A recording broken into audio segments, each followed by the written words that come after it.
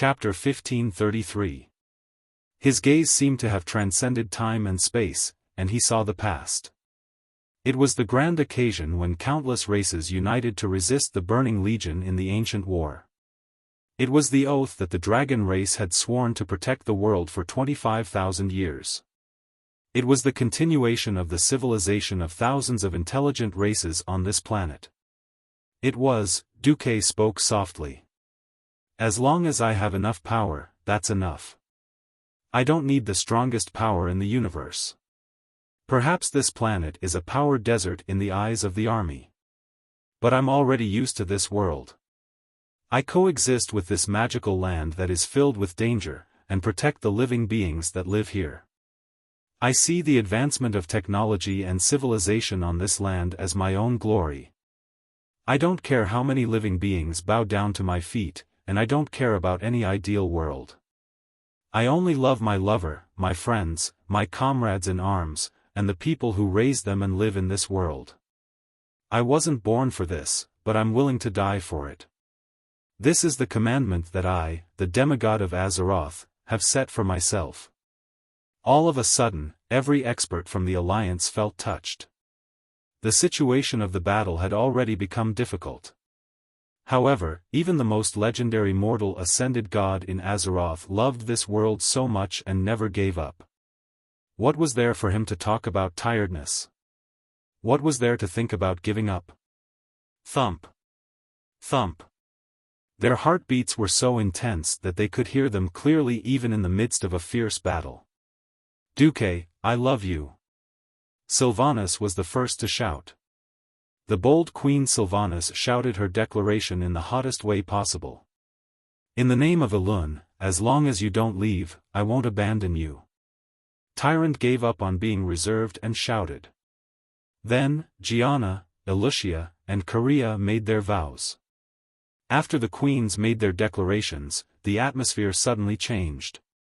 First of all, it was Magni who shouted, for the Alliance, then, William shouted, for Azeroth. In an instant, everyone was excited. Duque's slightly pursed lips relaxed. Thank you, Kill Jaden. You have united our chaotic wills. However, do you really think you can defeat us with summoning spells? Duque's words shocked Kill Jaden. Duque raised his hands to the sky, palms facing up. His palms glowed with a mysterious light.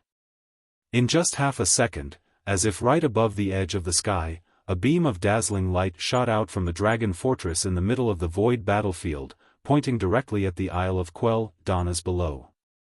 Kill Jaden was shocked, when a huge five-colored rune appeared 2 kilometers above the island, Titan, Titan. With this mysterious rune from the Pantheon Temple as the center, halos appeared one after another. Red, yellow, blue, green, black. From the outside to the inside, there were 5 colors. Every time the 5 colors cycled, it would repeat over and over again. It was unknown how many hundreds and thousands of cycles it had cycled. Every time a ring expanded outwards, countless magic runes would automatically form within the ring, forming a complete magic circle. These slowly connected magic circles were so complicated that they were completely beyond the limits of what a person's dynamic vision could observe. However, when these connected rings of magic circles spread out one after another and covered the entire sky above the Isle of Quell, Donna's, from the sky to the horizon and the sea, the demons that were enveloped by this formation were already in a state of chaos. This was because this magic circle was used by the Titans of the Pantheon to deal with the demons from the distorted void when they transformed the universe. That was simply a natural counterforce, causing the demons under this giant compound magic circle to perish one after another. The weaker ordinary demons directly melted under the light of the magic circle. Even the power of a Lord-level demon was directly halved in this magic circle. Are you big lizards crazy? This is equivalent to removing the power of the protective magic circle to deal with me? Kill Jaden screamed. At the highest point in the sky, Alexstrasza's hearty laughter came. Ha ha ha. You didn't expect it, did you?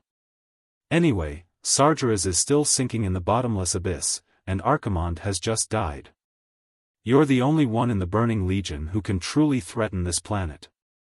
As long as we take care of you, even if 10,000 lords come in, we can slowly deal with them one by one. This was a typical case of catching the big and letting go of the small. When Kil'jaeden descended, outer space had also sent tens of millions of demons to harass him. The five-colored guardian dragon's actions were equivalent to drawing away most of the energy of the protective magic circle. The direct consequence was that even if the dragons tried their best to intercept them, there might still be hundreds of thousands of demons breaking through the magic circle and successfully descending. Of course, in the eyes of the dragons, as long as they could cripple Kil'jaeden, it was worth it. Obviously, such a big thing as changing the planet's protective magic circle was definitely not something that could be done in a short period of time. The dragons, no, it must be Duque. He had been planning this for an unknown period of time. Duque, Marcus, Kil'jaeden roared angrily again. The second, darkness of 1,000 souls, also began to take shape in his hand. Duque, on the other hand, did not even have the desire to look at Kil'jaeden.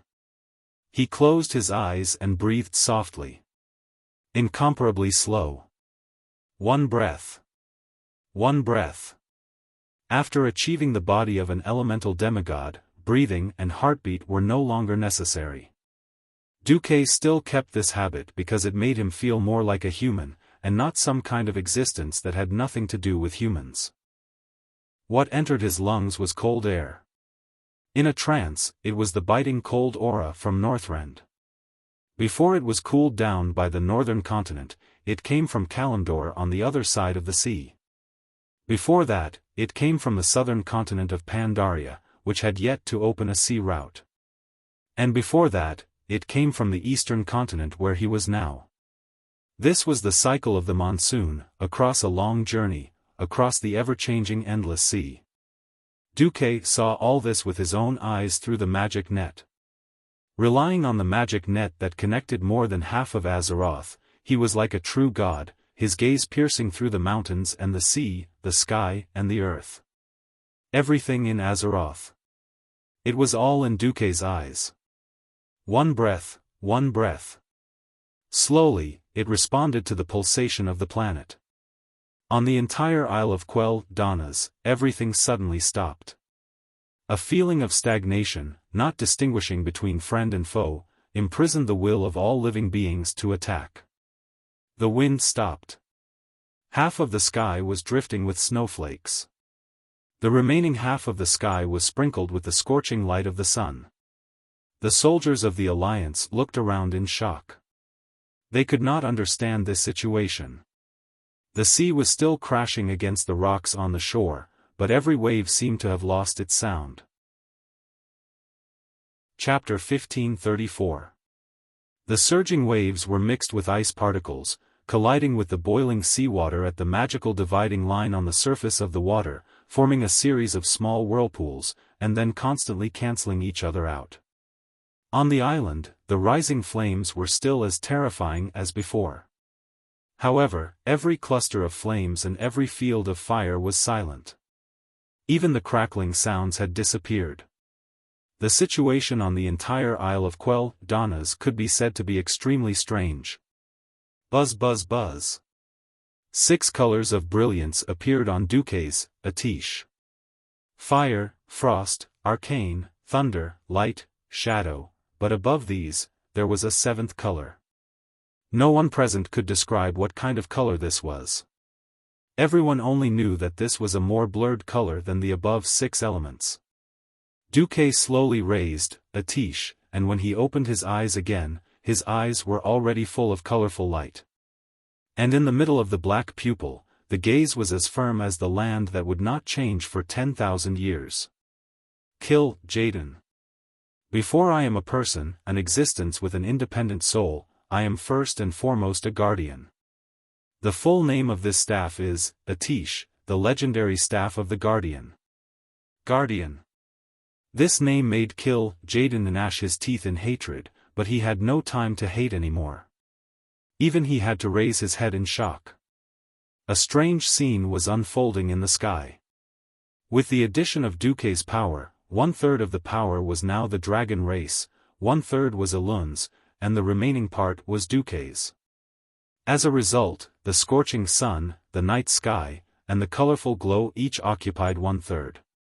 It seemed that the three powers were different, but in fact, they all had the same source of power, which was the power law left behind by the titans of the pantheon.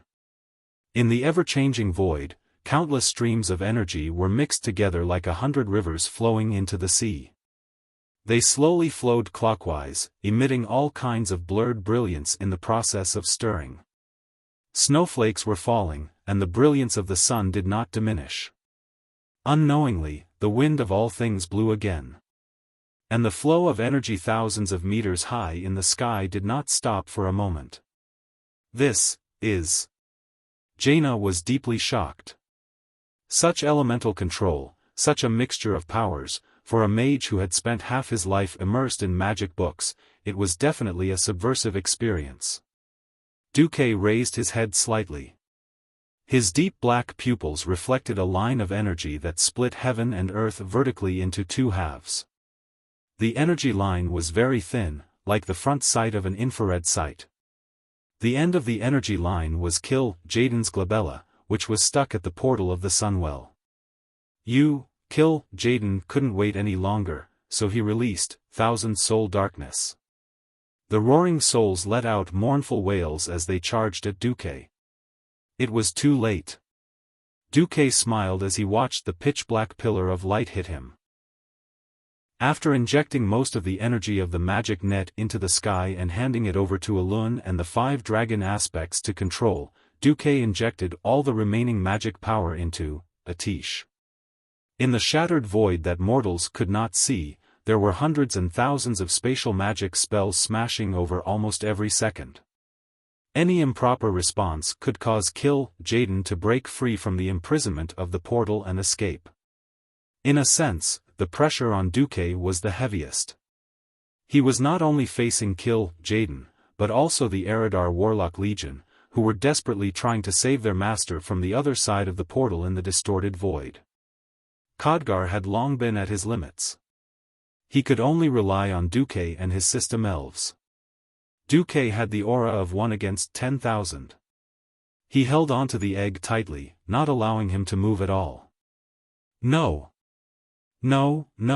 Kill Jaden began to use all sorts of tricks.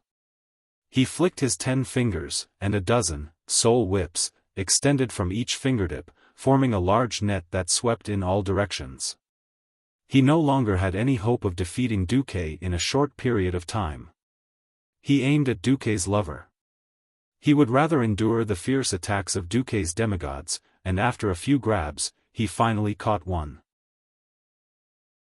Chapter 1535. Actually, with the egg status as a paste, capturing captives on the battlefield to threaten the enemy was extremely lowly. The egg had been around for tens of thousands of years, but it had never thought of doing such a thing. But he was really anxious. Even though he had only used half of his power and body this time, and was indeed injured after being completely destroyed, it was not irreparable. With Archimonde as a precedent, Kill Jaden would leave behind enough soul to recover to its peak state and store it in the deepest part of the twisting void. Having made preparations beforehand did not mean that he was willing to admit defeat. This was a huge loss. If the other 2 army leaders were still around, this loss was a loss. The point was that he was the only one left of the 3 army leaders. Once he ran off to rebuild his soul and body, the army would inevitably fall into a power vacuum. In order to prevent the power from being divided, he and Archimonde had joined forces to kill many challengers or seedlings with the potential to become leaders. But now, because of his very likely failure, it would cause a terrifying chain reaction. At this moment, Kill Jaden was so regretful that his intestines turned green. He used to be disdainful, but now he was desperate. He had heard that Duque was lustful and had many women, so he would try to capture one to threaten him. Even if it was not a complete success, making Duque hesitate might turn things around. Duke Marcus. Your woman is in my hands. The egg waved the struggling female figure in its hand. Who knew? Silence. Silence. Deathly silence. After a short silence, the shameless Magni was the first to burst into laughter. Ha ha ha. Pfft. The onlookers, William and the other two, laughed as well. In the end, even the serious Theon couldn't help but laugh. At this moment, even the egg, a genius with an IQ of 50, realized that something was wrong. Because he suddenly realized that the figure struggling in his giant red claw had the same face and clothes as the Divinity girl hiding behind Duque. Duque raised his first finger. First, Imriel is not my woman. At this point, Duque's hoof was already blushing. Second, the one you caught is a fake. As soon as Duque's voice fell, the golden figure in the egg's hand transformed into a streak of light and disappeared into the air. Duque smiled and pointed to the sky. Looking at the increasingly surging and massive planetary energy beams in the sky, Jaden finally fell into despair. Alessia. Sailor Ras. You two bitches. Jaden's final roar could be heard from outside the Sunwell Highlands, scaring the Eridar twins out of their invisible state. In the end, this was also their fault. In the report to kill Jaden, Duque was described as a cross-race dating expert. Duque's new hobbies had become female dragons, Naga, and Divinity. A truly awesome lie was 90% true and 10% false. The most fatal part was to trick people at the crucial point. According to this theory, the two demigods, Onyxia and Vashj, were either not present, or would they be easy to capture. Of course, Duque was also guarding against Jaden's desperate actions. In fact, when the egg summoned a bunch of demon lords, Duque had already evacuated the Alliance's powerhouses. King against king, general against general, this was the tacit rule of war. No one could leave the other party's boss and run off to bully noobs. Duque also took the opportunity to protect his own woman in disguise, and the only one left was Imriel. Fortunately, at the critical moment, Duque pulled his hoof into the spatial rift where he was, and conveniently left an illusory reality outside. Bang, with the combined efforts of Elun and the Pentashade Guardian Dragon, the energy of a small half of planet Azeroth turned into a slender golden line, and accurately poured onto Jaden's head. Surprisingly, there was no earth-shattering explosion, nor was there a terrifying power that destroyed everything around it. There was only an extremely strange and quiet melting. Jaden's body, which was as large as a small mountain, fell on his back. His chest was facing the sky, and his hands were flat. Because of the existence of his wings, his head drooped backward powerlessly. Such a huge commotion turned out to be all bark and no bite. What did this mean? That's it? In the distance of the Sunwell Highlands, many Alliance soldiers heard Jaden's long howl before he died. A captain slapped the recruit on the back of his head and scolded, "Idiot. If there's really a big explosion, once the Sunwell is blown up, we and the elves will all die." He was right. It was precisely because the consequences were very likely to be very serious, and it would affect the entire Rotterdam continent at any moment that Elun and the Pentashade Guardian Dragon had to personally take action. It was precisely because there was a powerful goddess guiding this exaggerated power that mortals could not imagine that they could achieve such an ultra-precise blow that was as sharp as a scalpel. It could be said that this control was the biggest difference between a demigod and a true god. Duque himself was good at dealing with changeable situations, but Duque was completely helpless against such precise control. It was something that could only be achieved after countless years of experience. It was almost metaphysical. A little more might cause an explosion. A little less might not kill the egg. Duque really couldn't compare to Elun when it came to such work that required a lot of experience points. However, it didn't matter. Jaden was dead. Although it was only a blow to the forehead, even from a mortal's point of view, a blow to the forehead that went straight to the end of the skull was a fatal wound that was absolutely incurable. Jaden's massive body began to melt from the forehead like a candle that had been burnt out, turning into a puddle of demonic aggregates or something else. Anyway, under the purification of Elun's lunar goddess light, he would eventually disappear from this world. The only thing left behind was the epic-level equipment that was wrapped in golden light. Of course, there was one exception. Wait. Queen Sylvanas was completely attracted by the orange light amidst the purple-blue light of the epic-level equipment. The gauntlet that resembled a pair of wings, the flamboyant body of the bow, and the azure background, the orange-grade artifact, Solidar Wrath of the Stars, that only Jaden would drop in history was presented in front of Queen Syriana without revealing anything. Sylvanas seemed to have sunk into some kind of confusion, as if she was caressing Duke, intimately caressing the body of the bow, as well as the bowstring. When she tried to pull the bowstring, a sharp arrow formed from starlight impressively appeared between the bowstring and the body of the bow. "It's yours, no doubt." "Without a doubt," Duke said to Queen Sylvia with a smile. "But, trust me, in the entire alliance, there's no one who can use this divine artifact better than you." Chapter 1536. It was a divine weapon. This was the first divine bow in the Alliance of Heroes. With the wind sword and Balrog hammer, the other long-range professions were already envious. Duke's, Atish, was inherited, so there was nothing much to say. Therefore, the appearance of the first divine bow still made a few bow-wielding heroines envious. Actually, Tyrande was also an expert with a bow, but she was not only a ranger, but also a high priestess.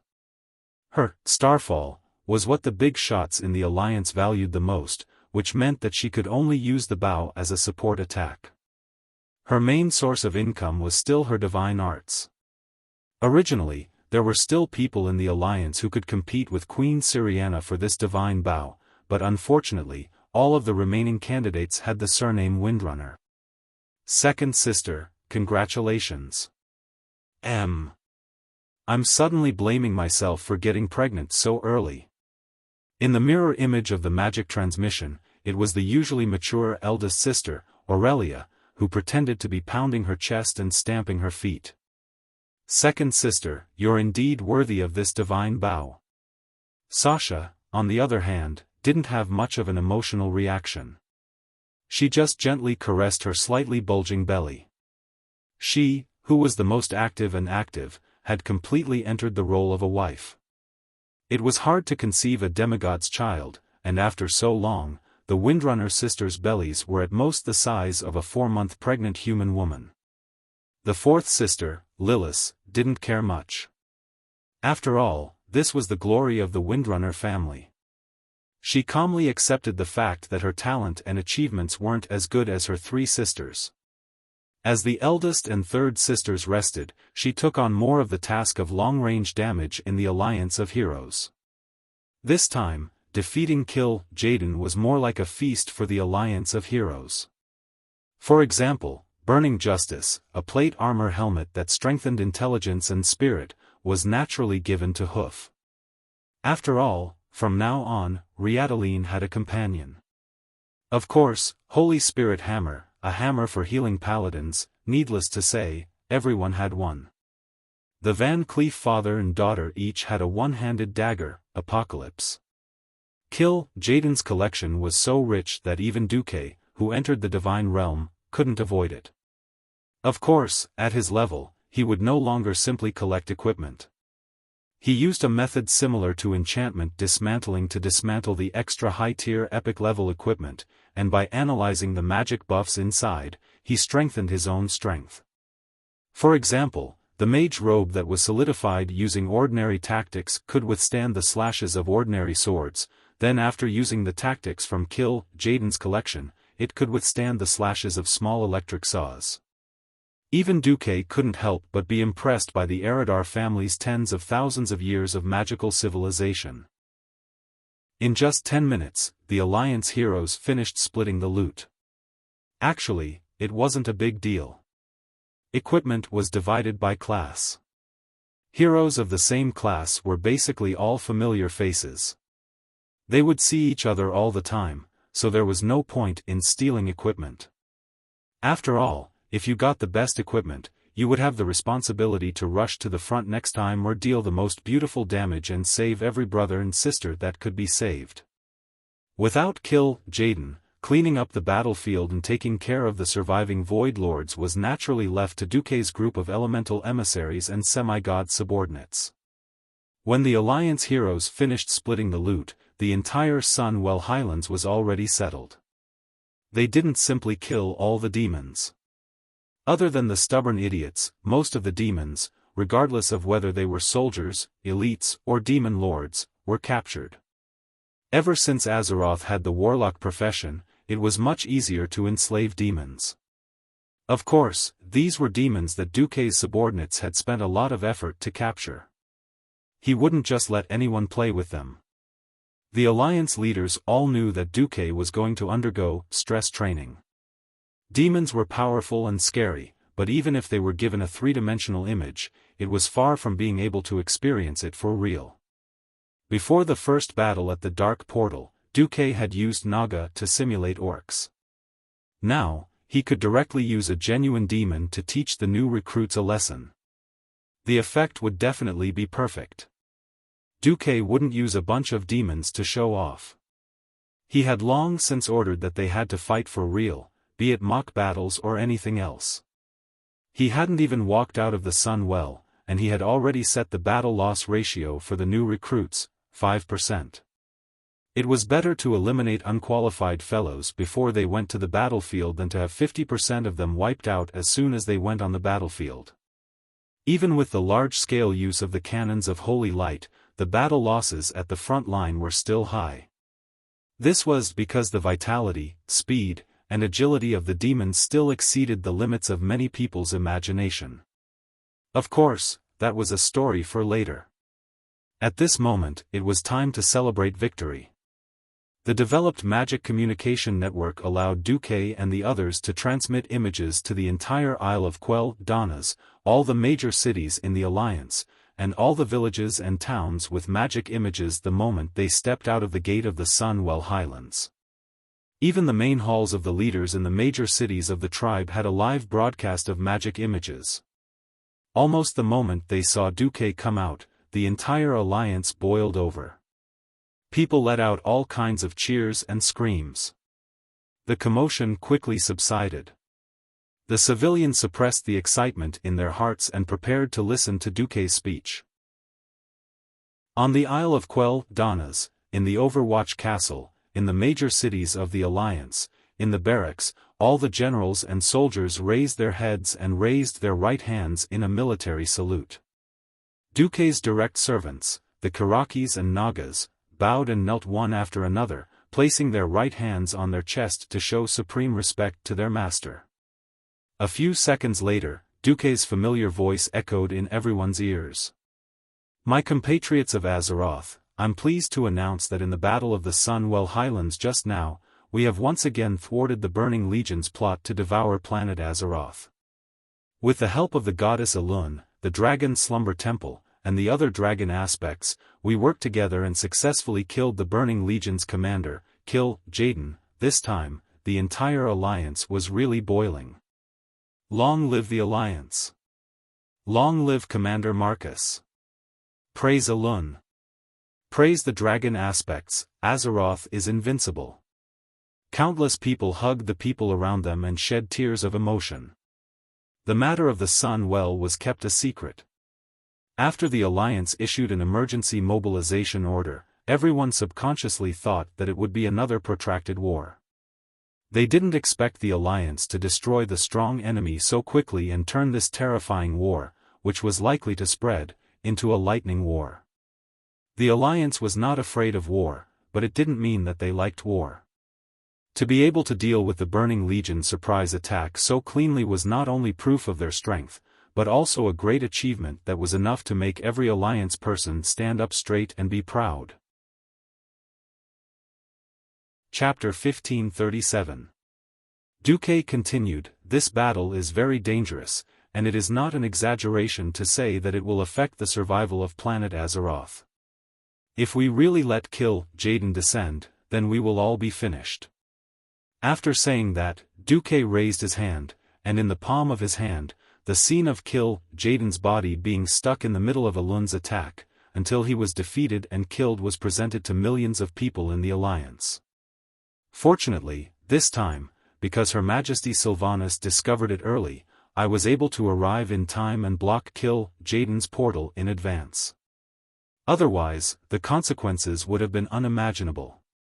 I know that this war was sudden, and the victory came surprisingly quickly.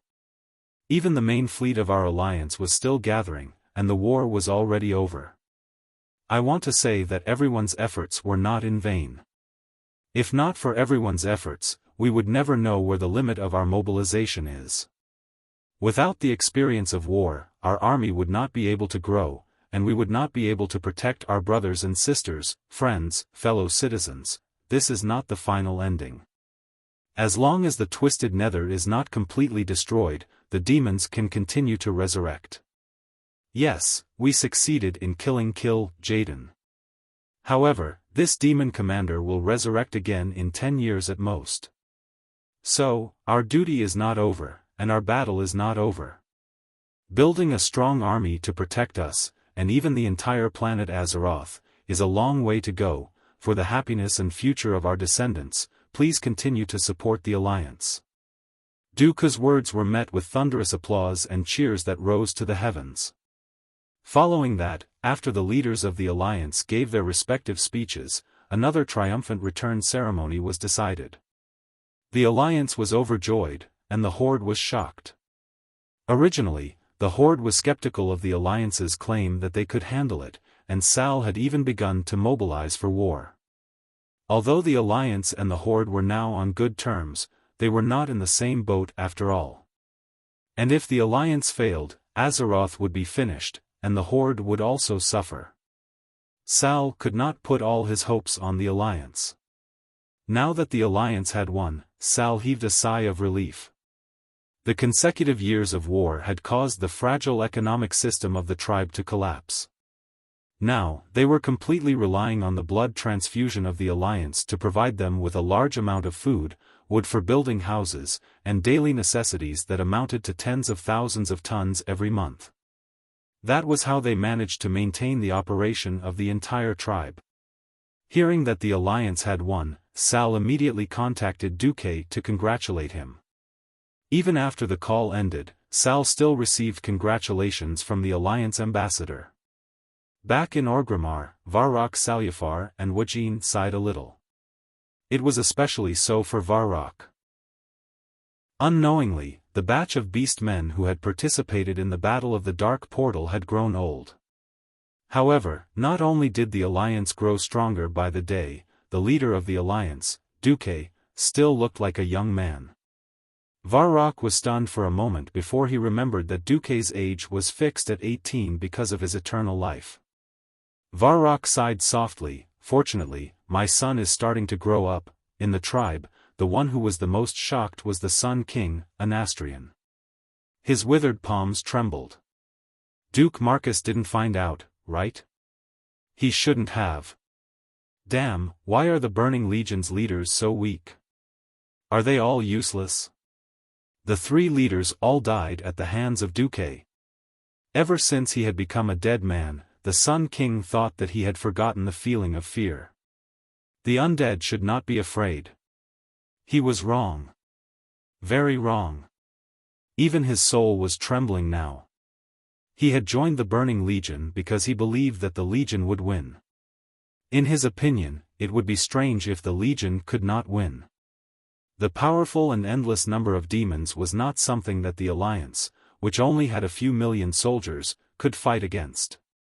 Not to mention the Alliance, even the Sleeping Dragon Temple and Alun would not be enough. As long as the demon army entered Azeroth, it was only a matter of time before the entire planet was flattened. However, the Sun King did not take into account the 2 factors of traitors and traitors. With the help of the Eridar Gemini, Duke managed to turn what could have been an all-out war into a war that could have been controlled in terms of intensity and scope.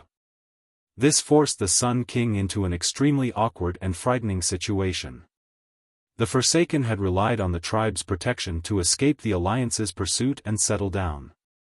Once the tribe found out that the Sun King had led a wolf into the house, Sal would never forgive him and the Forsaken. It was very likely that the tribe would clean up before the Alliance did anything. This was not impossible. Duke had already informed the tribe about the Void battlefield. As the 5-color Guardian Dragons had concentrated their firepower on Kill Jaden, many defensive points in the Void battlefield had been broken. A large number of demons had descended. Although these demons were not strong, the tribe had begun to receive reports of attacks. These trivial matters would undoubtedly hinder the tribe's revitalization plan and make the great chief Sal even angrier.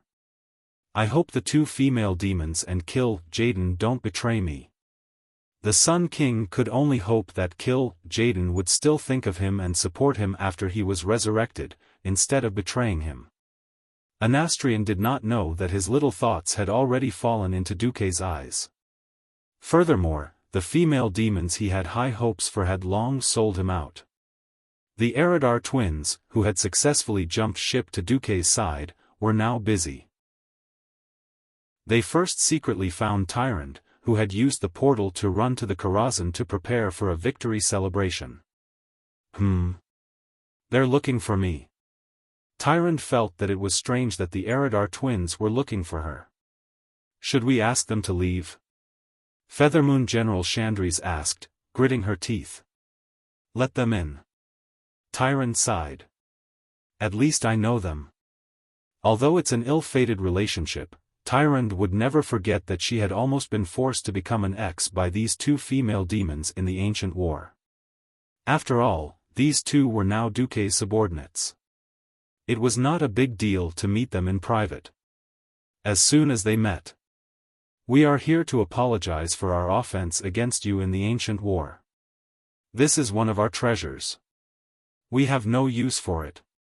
Why don't we give it to you, mistress? Tyrant's pupils constricted when she saw it. Even she had such an expression on her face, let alone Chandris who was guarding the side. This is, Elisa's immediately replied, this is a gift from Queen Azhara when we went to Azhara. Sailora said, this is the crystallization of the wisdom of the High Elves. High Elven Golden Bow, or rather, the Kuel Salus Golden Bow, in history. Chapter 1538. Be it, Solidar Wrath of the Stars, or this Golden Bow, they were both made by High Elven craftsmen.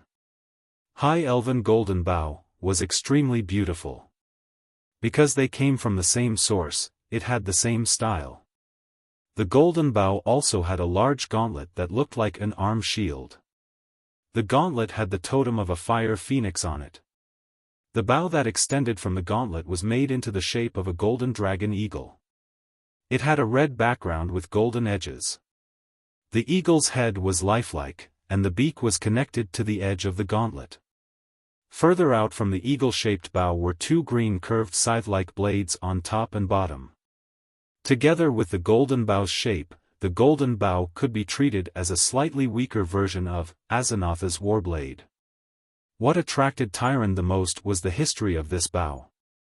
This was the pinnacle of High Elven craftsmanship from 10,000 years ago.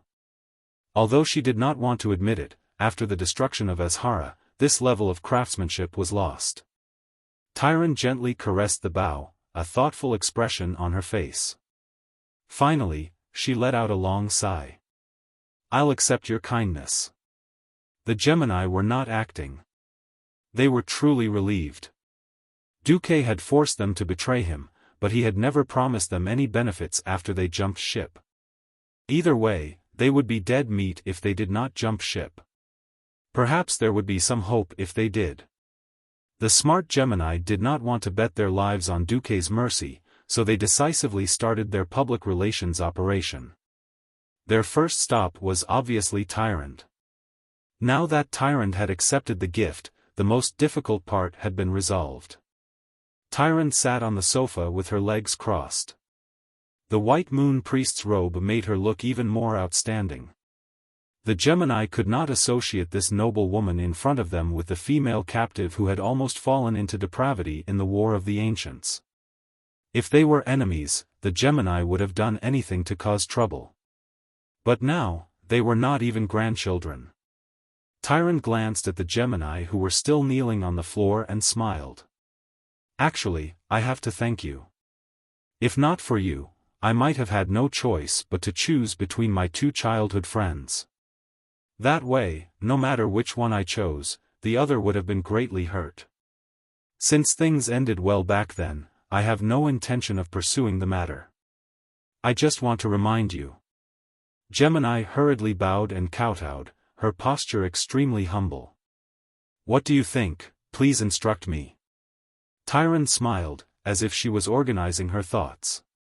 A few seconds later, she said slowly, there was once a black dragon who was sinister and cunning. He wanted to infiltrate the Alliance and take control of the entire Alliance. She almost succeeded. However, in the end, she gave up all her plans and willingly became a mount. Do you know why? Tyrant was naturally referring to the Black Dragon Princess, Onyxia. To be honest, Gemini was also a little curious about this matter. Tyrant's face was filled with fervent conviction, because she said that going against Duke Marcus is the same as going against the god of fate. Rather than being crushed and destroyed by fate, it's better to become the god of fate's subordinate. After saying this, Tyrant waved her hand, and Chandris immediately stood between her and Gemini. She was sending them off. The Gemini twins were shocked. They had too much shock that they had yet to digest. As a pair of cunning female demons, they had too many tricks up their sleeves. They never really wanted to rely on Duque. From start to finish, it was a choice made out of helplessness. In fact, they didn't even think that Duque would be able to kill Jaden. Duque had once again fought a beautiful battle, cleanly killing the most sinister and cunning demon in the Burning Legion. He didn't even give Jaden the slightest chance. Of course, part of this was because they had betrayed their boss. However, the important things like timing, whether to trust the information, and making decisions were all handled by Duque alone. More importantly, Duque's subordinates and his harem were all united. This gave the Gemini twins a huge headache. As long as the Burning Legion was not completely destroyed, they had to live under Duque's protection. Otherwise, they would have to gamble that the Legion would not be able to find them. Unfortunately, in the past 25,000 years, there were only two groups of demons that the Legion could not catch even if they wanted to. One was Valen's Drenii, and the other was Duque's Mark Dooku. The entire Legion knew how miserable Valen and his tribesmen were when they were being hunted down. Duque was the only one who made the Legion depressed for 10,000 years. This was because this guy ran away after acting cool. How exciting! This 10,000 years of reincarnation made the Gemini twins a little nervous. They had second thoughts. If Duque blamed them, wouldn't that mean the Gemini twins didn't dare to imagine it? At this time, they didn't dare to look for Duque either. They knew very well that they didn't have anything that Duque had to rely on. In fact, Duque didn't have the time either. He was ambushed in his own bedroom. Sneak attack. He directly used cut to replace the armor. In fact, Duque gave up on resisting when he saw the huge blue blade. As for the last move, the 5-star charm, it was an additional critical hit. Well, it was that simple to defeat a demigod. Duque, who was lying on his back, looked at Cervantes with some embarrassment. Duque was very sure that he didn't have the paladin's anti-damage skill, so why did Queen Mao Shi look like her armor had been broken? Leather armor good rating. Short cloak and boots good rating. Holding the divine longbow, Solidar Wrath of the Stars, bad rating. Initiative plus 100% rating. At this moment, Queen Mao Shi's face had a fanatical excitement. Excuse me. Have you become a berserker? Servanas raised her chin 45 degrees and gave Duque a provocative look. Come on. We've demigod Duque, show me your divine sword. Let me tell you. Tonight, I swear to slay a god. Oh. If you don't clean up after 3 days, you're going to tear the roof tiles off. Duque sneered. Humph. Just you. I'm not afraid even if you 3 sisters attack together. Not to mention you. You're courting death. Queen Mao, she blushed. Humph. At most, I'll fight again and again. Since the dual flag had fallen from the sky, he couldn't blame anyone else for suffering the consequences. Duque's divine sword began to show its ferocious power. Hee. Die, die. Admit defeat, you're no match for me. This was, of course, a certain demigod's boasting. No, I'll never admit defeat. An hour passed. Hey! Can you still do it? If you can't, don't call yourself a god slayer. You bastard, if you're so good, don't use your demigod body. Queen Mao continued to be stubborn. Fine, we'll talk about it later. It turned out that Queen Mao Shi's damage output depended on her roar. No. Chapter 1539. Apart from Aurelia and Sasha, Duque found a chance to clean up his harem. Of course, Duque used Master's Gift and Dragon Taming Skill on Vashj and Onyxia, who performed outstandingly in the Well of the Sun incident. When Duque carefully studied the female Naga's blood rush in her high elf form, as well as the exploration in the dragon's lair, Duque put on his coat and went to the study to take stock of the current situation of the Alliance. It was now the 25th year of the Dark Portal. Although the major events in history happened as expected, the current situation of the Alliance was very different from history.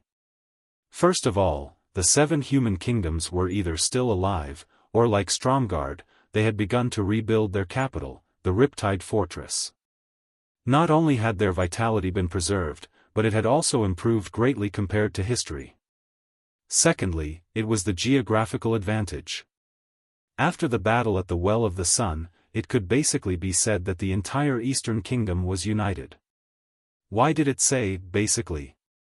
Although the Amani trolls were cleared in the Lordaeron continent, the remaining trolls went south into the hinterlands and merged with the trolls there.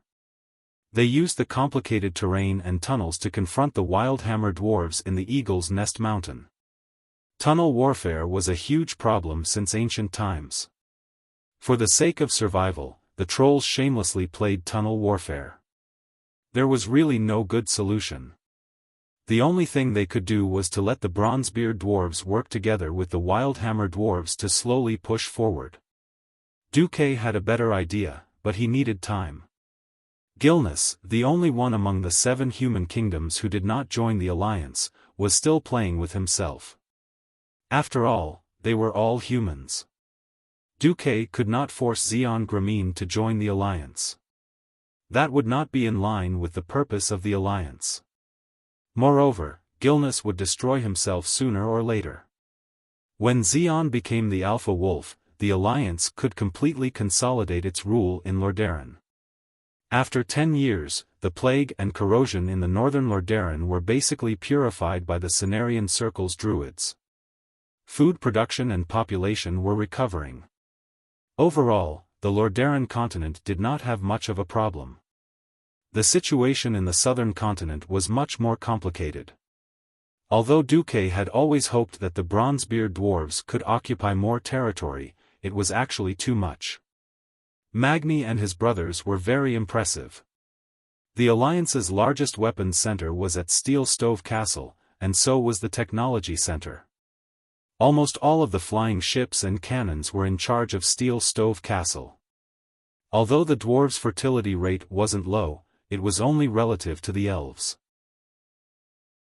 With the Bronzebeard dwarves' small population, after occupying Iron Furnace Castles Dan Morrower, Loch Moden in the east, the wetlands in the northeast, the barren lands in the southeast, and the original Scorching Canyon, Magni made a vow: "I don't want any more territory."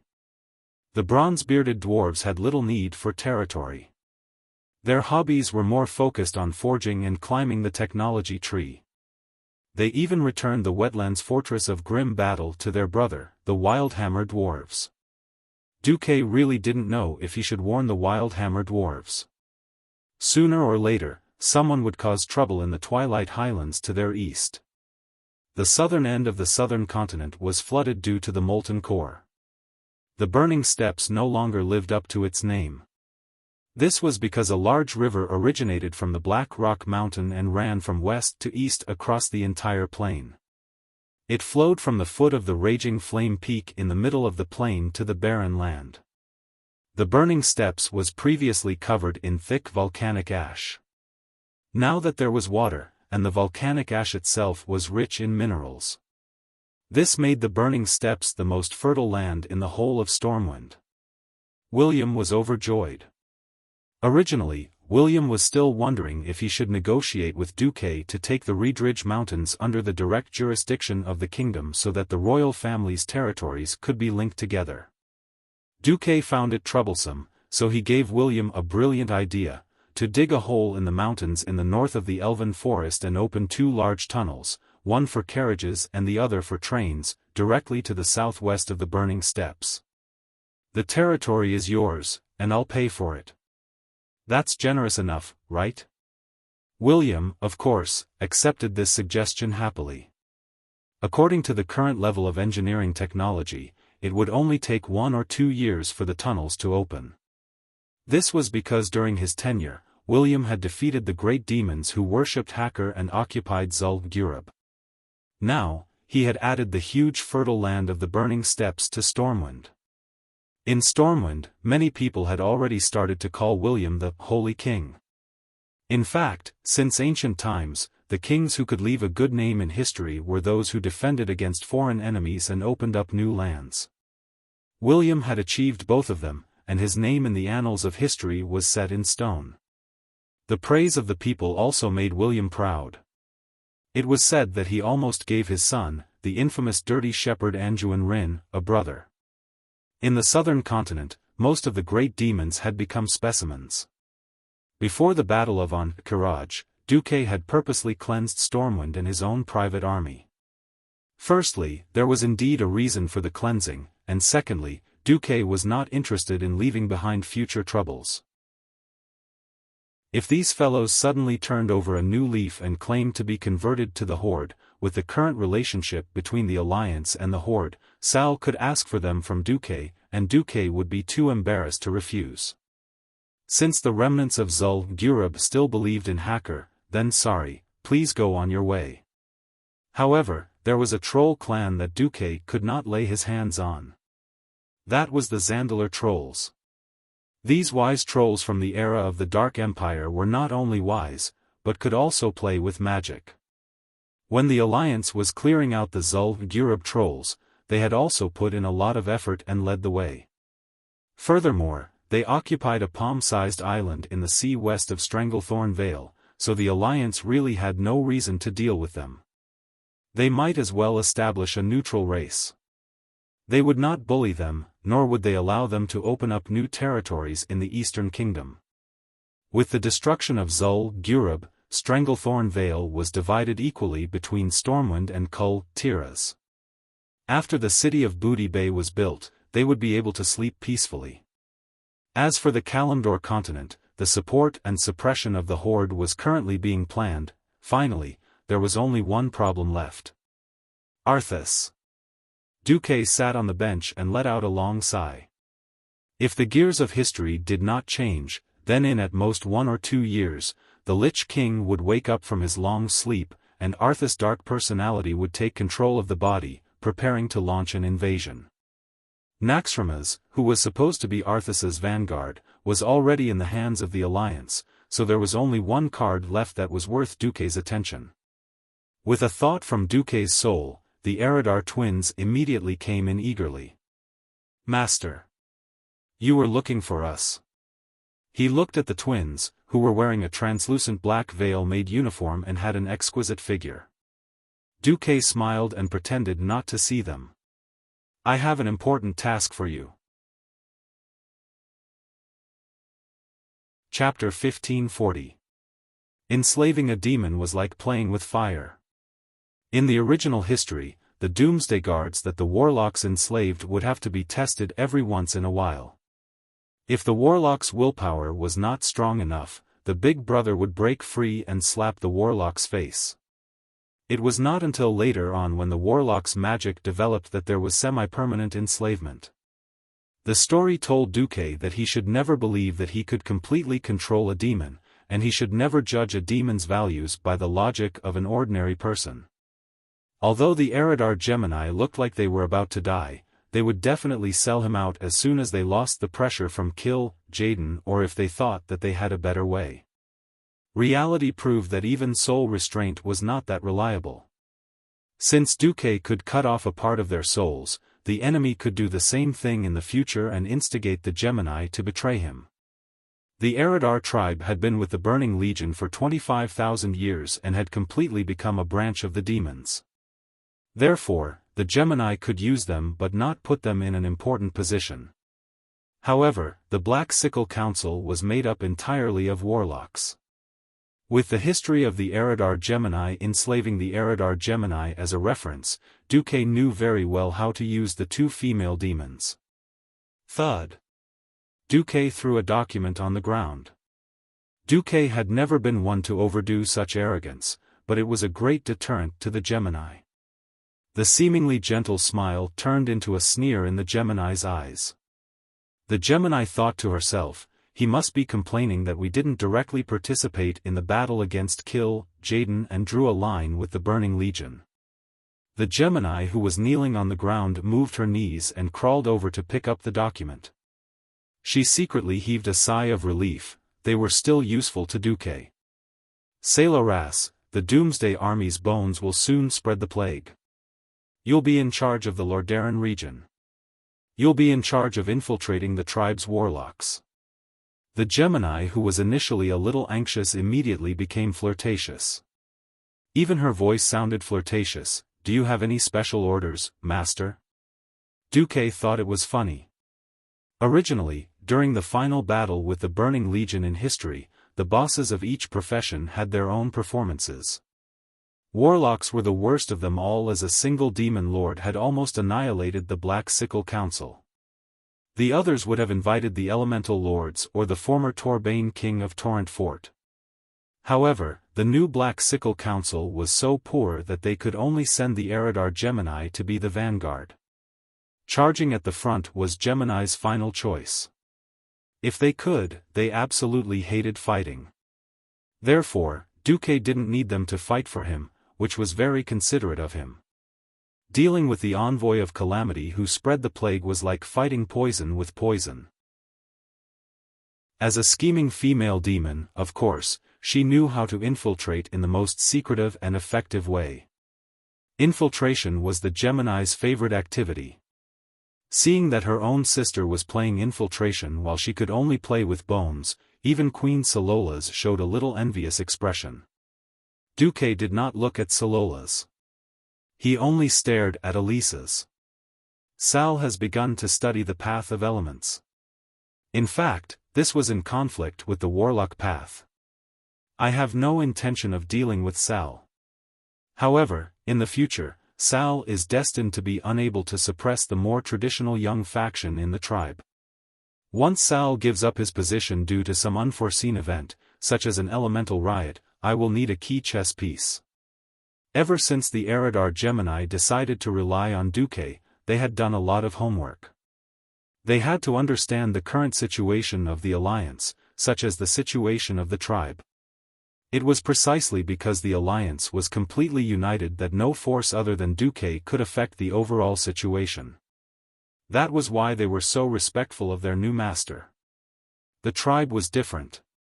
At first glance, the tribe had gained more than 2 million orcs, allowing the orcs to become the absolute core race of the tribe in one fell swoop. This made the tribe even more powerful. It didn't feel bad, did it? In reality, the tribe was now really in a precarious situation. Sal had saved so many orcs from the old tribe from the dead land of Draenor. In a short period of time, every orc would be deeply grateful to Sal. However, after a long time, it would be a different story. The orcs of the traditional tribe were typical and nomadic people. They would migrate to wherever there was prey. However, a complete and thriving food chain needed fertile land to support it. First, there had to be grass, then there were small and medium-sized herbivores, and then there were large carnivores. The current territory of the tribe was all on the Kalimdor continent of Azeroth. The Forgotten's Winterspring, the Tauren's Thunder Cliff, the Troll's Echo Islands, and the Shining Plains, which was now controlled by the Rustwater conglomerate. Putting aside the territories of other tribes, the areas directly controlled by the orcs were now very barren: Duroder, the Barren Lands, the Thousand Needles, and half of Stonetelin Mountain. Among them, Stonetelin Mountain had a territorial dispute with the Night Elves. In the entire Kalimdor continent, there were not many areas for the tribe to expand. The northern Night Elves occupied Azhara, Grey Valley, Fellwood Forest, Black Sea Coast, and Mount Hyjal, completely cutting off the tribe's space to expand north. The two main cities of Exodar and Darnassus, which were in the northwest, were warning the tribe not to play with their navy here. In the east, Theramore was stuck in the middle of the tribe's territory like a nail, like a fish bone stuck in the throat, making the tribe very uncomfortable. In the south, Gadgetzan in the Great Tanaris Desert was a neutral trade zone. The goblins there and the Rustwater conglomerate were not on the same side. After the Kiraji insect empire turned to Duque, they regained their foothold and, together with the Cenarian Circle, mixed with the hot sand group of Gadgetzan, and jointly developed the Goro crater. Originally, the hot sand group was quite angry when they lost Booty Bay. The problem was that the alliance gave the hot sand group a chance, but they couldn't get it back by sending troops. After the alliance occupied Booty Bay, they didn't return it to the hot sand group. Kul Dylas was ready to make it the new capital. The goblins were not so good-tempered. Even Sal and Wajin were ready to watch the show at that time. Who knew that Duque and Jaina would be so shameless? They directly knocked out the hot sand group with a stick and gold. Booty Bay was fought by the trolls. If you don't have the ability to fight back, don't talk nonsense here. It's obvious that you can't handle it yourself, so the Alliance killed the trolls. The Alliance took the deep-water port from the trolls with their strength. Why should the Alliance return it? If you make any more noise, we will take it as a declaration of war against the Alliance. All pro-Alliance forces, including the Bronze Dragon and the Kiraji Insect Empire, will launch an attack on Gadgetzan. Are you convinced? At this point, what else could the Hot Sand Group do? They couldn't beat the Alliance, so they could only surrender to the couple, Duque and Jaina. The stick shocked the goblins, so it was naturally a sweet date. The Alliance needs a lot of minerals, volcanic soil, rare earth. Let's develop the Goro crater together. Chapter 1541. Most goblins only recognized money. In the eyes of most goblins, the Horde was poor. How could they be as rich as the Alliance? What's more, the three richest families in the Alliance were the Kurtiras, Alterac, and Marcus families. The three families almost shared the same purse. Offending one was offending all three, and the Alliance's leader was still the demigod Duque. There was no need to say how the Hot Sand Group would choose. The defection of the Hot Sand Group directly made the Horde's southern expansion a bubble. After all, the Rustwater conglomerate could not go to war with its own compatriots for the Horde. The only way to expand was to the west, the desolate land and Feralas. The former was ownerless, while the latter was occupied by a group of neutral forces that were not under the Alliance's protection, such as the arena slave owners who had sold William as a slave gladiator. In the past, Sal would have handled the relationship with these neutral forces more carefully. Unfortunately, the food pressure brought by more than 2 million orcs was so great that Sal could not breathe. The Horde could not rely on the Alliance's food support, and the Alliance's food was mainly cereals, which was not suitable for the traditional orc's appetite. Duque was generous and did not mind exporting pig-raising technology to the Horde. Unfortunately, breeding was also an industry with a knack. If you wanted to raise pigs, you had to at least have pig feed, right? After half a circle, it was actually back to the old problem. The land was too barren, and there was no industrial base and scientific knowledge. The Alliance would give the Horde a limited blood transfusion, but would never teach the Horde to produce blood. Sal was determined and directly launched a war involving hundreds of thousands of orcs. The first war started in Durotor, and the Horde directly used human wave tactics to destroy the Centaur tribe entrenched in the south of Durotor. Then, two fronts, one south and one north, swept through the desolate land and Feralas at the same time. It was worth mentioning that a newcomer rose in the Horde. He was Gurus Hellscream, the son of Lord Howl, Grom. Gurus was born in Draenor's orc home garden, Nagrand. His growth was not contaminated by the demonic blood flowing in the invading Azeroth orcs. Although he was not affected by the corruption, Gurus had always lived under the shadow of his past. His father, Grom, was the first orc to be corrupted by drinking the blood of Manaroth, the Lord of the Abyss. Garush had been ashamed of his father's actions until he met Thrall, the great chief. The founder of the revived tribe told the young Gurus about how his father had fought bravely against the Lord of the Abyss, Manaroth, in the Battle of Mount Hyjal, and how his father had swept through the molten core and killed the traitor Blackhand brothers in Blackwing's nest. Finally, after the Battle of Ankh-Kiraj, he could no longer fight and had to retreat to the second line. Unlike the original history, the original Master Ho's merits and demerits were equal, and he was worthy of respect. However, in this life, Master Ho's merits outweighed his faults. As the founder of the new tribe, Master Howl used the extra time he had to live to add even more heroism to his heroic legend. If there was anything Garush disliked about his father, it was that he had sworn to serve a human demigod after his death. Generally speaking, Garush worshipped his father. Garush then followed Thrall to Azeroth as an advisor. Soon, he was appointed as the leader of the Warsong clan's vanguard to wipe out the Centaurs. The courage, tenacity, and warlike he showed on the battlefield left a deep impression on the other members of the tribe. At the same time, they were worried about Garush's indifference to the opinions of the members of the tribe who were not orcs. Not to mention, he deeply hated the Alliance. Even if the Alliance provided the tribe with transportation to evacuate Draenor. This was obviously contrary to the current mainstream multiracial integration of the tribe, as well as the friendly policy with the Alliance. Thrall saw this, but he had no reason to punish such a young and vigorous orc. In fact, most of the orcs from Draenor had such a temper. Thrall was now in a difficult situation. However, he still had to deal with Gerald. The demigod Gruul was not a good-tempered master. The only fortunate thing was that he chose to focus on the desolate land instead of the lush Feralas region, which the tribe was more optimistic about. When Duque briefly explained the situation of the tribe to the Gemini's mind filled in a lot of things. Does Master want auras to destroy the entire tribe by controlling the warlocks of the tribe? Not to mention auras, even Salola's was eager to try. The Gemini was the best at this kind of thing. Duque raised his index finger and shook it. This is too low-end. The words low-end made the Gemini's face turn red. Didn't this mean that their methods were not good? Duque pondered for a moment, then said directly, fate seems to be impermanent and irregular. In fact, the general trend of fate was decided the moment the leader made a choice. The Alliance will not take the initiative to destroy the tribe.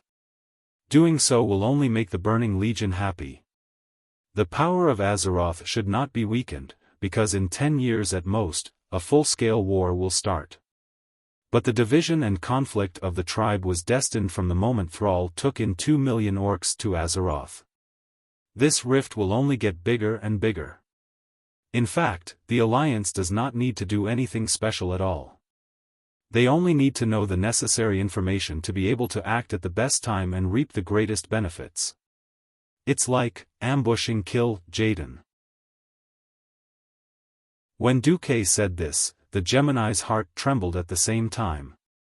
This time, they finally understood that the difference between them and Duque was not in strength, nor was it in controlling souls, but in the realm of thinking. Just like this time, Kill Jaden put in a lot of effort and did not hesitate to let Illidan go. Even when the Alliance besieged the Outland, he remained silent so that he could secretly set up a portal to the Well of the Sun to sneak in. After plotting so many schemes and spending so much time, in the end, wasn't it all because of Duke's crucial point, directly causing him to fly into the sky? This kind of taking advantage of the enemy's plots and conflicts to achieve the greatest results with the least amount of effort was the highest level of planning. If Kill Jaden was a chess player with the universe as his chessboard, then Duque should be the chess king, right? Suddenly, for the first time in their lives, the Gemini felt a sense of fear towards Duque.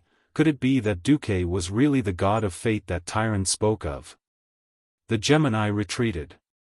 Soon, Duque summoned a second group of people. It was the Shorty King's group. The three Bronzebeard brothers, Kudrin Wildhammer, and the great craftsman Jurban. Duque said immediately, the Alliance is now like a war machine. Once the machine stops, it will be difficult to restart it. So the machine can turn slowly, but it cannot stop. I have a plan now, that is the Fearless Fortress. Chapter 1542. Fearless Fortress. Just the name alone was enough to make one's blood boil. All of a sudden, the breathing of the dwarf kings quickened, especially Muradin. He had been betrayed by Arthas, whom he had once regarded as his best friend. This was a humiliation that would never fade from his face. Arthas was not completely depraved when he pulled out Frostmourne. It was one thing not to finish Muradin off. Betraying Muradin was another. Not only Duke, but even Magni noticed that his second brother's fists were clenched so tightly that cracking sounds could be heard. Brother.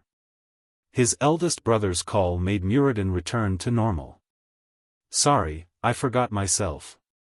Seeing Muradin's quick reply, the other two brothers smiled. Magni patted Muradin's shoulder. This is the Bronzebeard family's rock. Rock solid. This was a compliment for dwarves. Then, Magni nodded at Duque.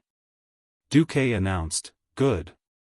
As for the construction and defense of the Fearless Fortress, I'll leave it to Kudrin, Muradin, and Jurban. Kudrin will be the commander of the Fearless Fortress. It was a very reasonable arrangement. Kudrin was the real king, so he was naturally the leader. Jurban was in charge of technology, and Muradin was in charge of the army. It was a very reasonable arrangement. Duque turned to Bulang. Bring Naxxramas to cover the construction of the Fearless Fortress. Of course, you won't be the only one to cover the troops. With a thought from Duque, the door to the study opened again. Two energetic elves walked in. The elemental waves on their bodies were so strong that they could be seen with the naked eye, and attracted the attention of others. It was naturally Vashj and Kale, that's. The two who had a difficult life in history, falling into the path of evil, and finally being destroyed at this point in time, had now become the backbone of the Alliance. Duque was truly amazed at the wonders of fate. Duque smiled. Kale, that's, I was busy dealing with Kill Jaden, so I haven't told you about the crusade against Arthas. But I think you'll be happy to come. The handsome former prince had become more mature after going through so much. His jade-like face had a determination that had never been seen before. Of course I'm willing. For our dead comrades. For that unforgettable history. For the future of Azeroth. I will not shirk my duty. Good, good, good. Bulang's face lit up. With a Breaking Dawn mage who was the closest to becoming a demigod overseeing things, it was much safer. Duke looked at Vashj again. He did not say anything and just nodded. It was precisely because they were familiar with each other that there was no need for words. This sense of intimacy and trust made Vashj even more excited, with a mixture of sweetness and fanaticism. In her elven form, Vashj twirled the corners of her skirt with both hands and performed a maidservant's bow. At this point, the early preparations for the expedition to No Scent were already perfect. Duque concluded, Lich King Zul's will was not strong. After the fusion, it should be dominated by the will of the former Arthas. I have to say, Arthas is quite a talented fellow. Arthas will be very patient. But patience didn't mean waiting for death. Thus, my request is to complete the preparations for the Allied army's attack on Northrend without provoking Arthas to wake up early. The Alliance needs a large batch of griffins and hippogriffs that can adapt to extreme cold weather. We need a feasible plan to quickly build a railway. We also need a forward operating base that can accommodate 500,000 troops. Everyone, let me emphasize again. This is a war between the living and the dead. There is no way out of this. Please be extremely cautious. Most of the people present had experienced the third battle of the Dark Portal or were strong people who had already proven themselves on the battlefield. There was not even a single newbie. In addition, they had more or less worked together before, so there was no problem at all. After Duque decided on the candidates, they automatically entered the state and began to discuss countermeasures. Duque was very satisfied with this situation. The Alliance indeed had him as the core, but it was not an incompetent organization that had to ask him for instructions for everything. After 25 years of campaigning, the leaders of the Alliance, other than the hooligans, were all amazing people who could take charge of an area. Moreover, Duque had more important things to do.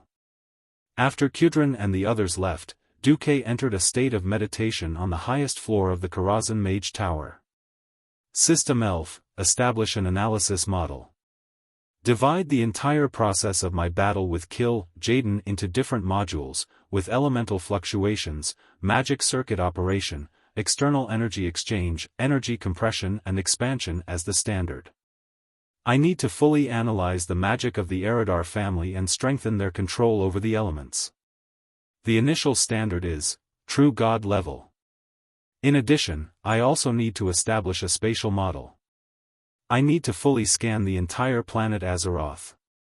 I don't want the space barrier to be broken at will again. That's right, Duque found that the space barrier of Azeroth was getting more and more troublesome. Before Medivh was possessed by Sargeras and opened the Dark Portal, the intelligent creatures of Azeroth had a comfortable life.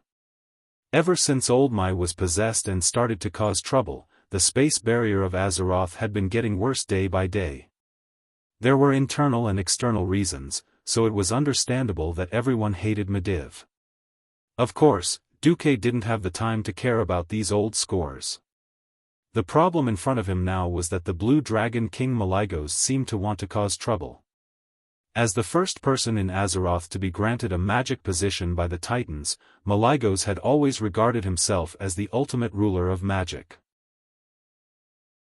During the ancient war 10,000 years ago, he was extremely dissatisfied with the High Elves' abuse of magic, which led to the Burning Legion. The first Well of Eternity exploded, splitting the continent of ancient Kalimdor into 4 large pieces, causing devastating damage to the planet's environment. The Well of Eternity on Mount Hyjal also exploded, blowing up the entire mountain top and causing irreversible damage to the surrounding ecology. Now, even the Well of the Sun was being spied on, and Jaden was almost let in. It was hard to say whether Malygos would act on a whim, as he had done in history. After all, in the original history, his wife had died, and his children were gone. His once lively family had now become desolate, and the ones who did this were his brothers who had been through life and death with him. This was a huge blow, and it directly caused Malygos to become crazy. His mind was extremely unstable, and he didn't care about the Guardian of Magic at all. Just like that, he went crazy for almost 10,000 years, until he absorbed part of the nether dragon's essence by chance, and unexpectedly regained his sanity. But who knew that Malygos might have been crazy for too long, and he actually figured out a set of logic to convince himself. This set of logic was, mortals use magic to cause disasters, and disasters will destroy Azeroth. I'm the guardian dragon of Azeroth, so I want to ban mortals from using magic and destroy all magic creations. Chapter 1543. However, would Malygos still do the same in this life? Duke couldn't help but put a huge question mark on his head. After all, I've already avenged you, Elder Malygos. Nethario, the Wing of Death, was already 3 feet tall. And more than 20 years ago, no one really knew what kind of indescribable cruelty you did when you returned with Nethario's dragon head. You've avenged yourself, so theoretically, you shouldn't be so resentful anymore, right? Duque really couldn't make up his mind, so he could only ask Alexstrasza for help. When the human form of the red dragon appeared in the magic communication mirror, Duque directly asked his question, right, does Malygos have any opinions about the Sunwell incident? The queen put her hands on her hips and said helplessly, he's been throwing a tantrum recently. He said that the Well of Eternity and the Sunwell are scourges, and that we, the dragon aspect, can't guard against thieves no matter how hard we try. When Duque heard this, his heart skipped a beat, and he cursed inwardly. It was hard to guard against thieves day and night. If Malygos insisted on treating the Well of Eternity and the Sunwell as thieves, then it wouldn't be a good thing. The Well of Eternity had been blown up twice, and there was nothing left. Although the Blood Elves wouldn't use the Sunwell specifically now, what if Malygos interfered and said that the Blue Dragons would take care of it? Should he give it or not? If he gave it, where would Sylvanas put her face as a queen? If he didn't, what if Malygos got angry and ordered the Blue Dragon Legion to attack Silvermoon City? Silvermoon City's defense was not bad, but that was only at the level of mortals. Even though the elites of the Blue Dragons were wiped out because of Nethario's betrayal in the Ancient War, they could still pull out 8 or 10 adult dragons. If the young dragons and fledglings were included, there would be even more. Once the war with the Blue Dragon Legion started, the alliance was bound to stand on the side of the elves. At that time, how would the Dragon Sleep Temple be dealt with? In any case, the best choice was to eliminate the conflict before it started.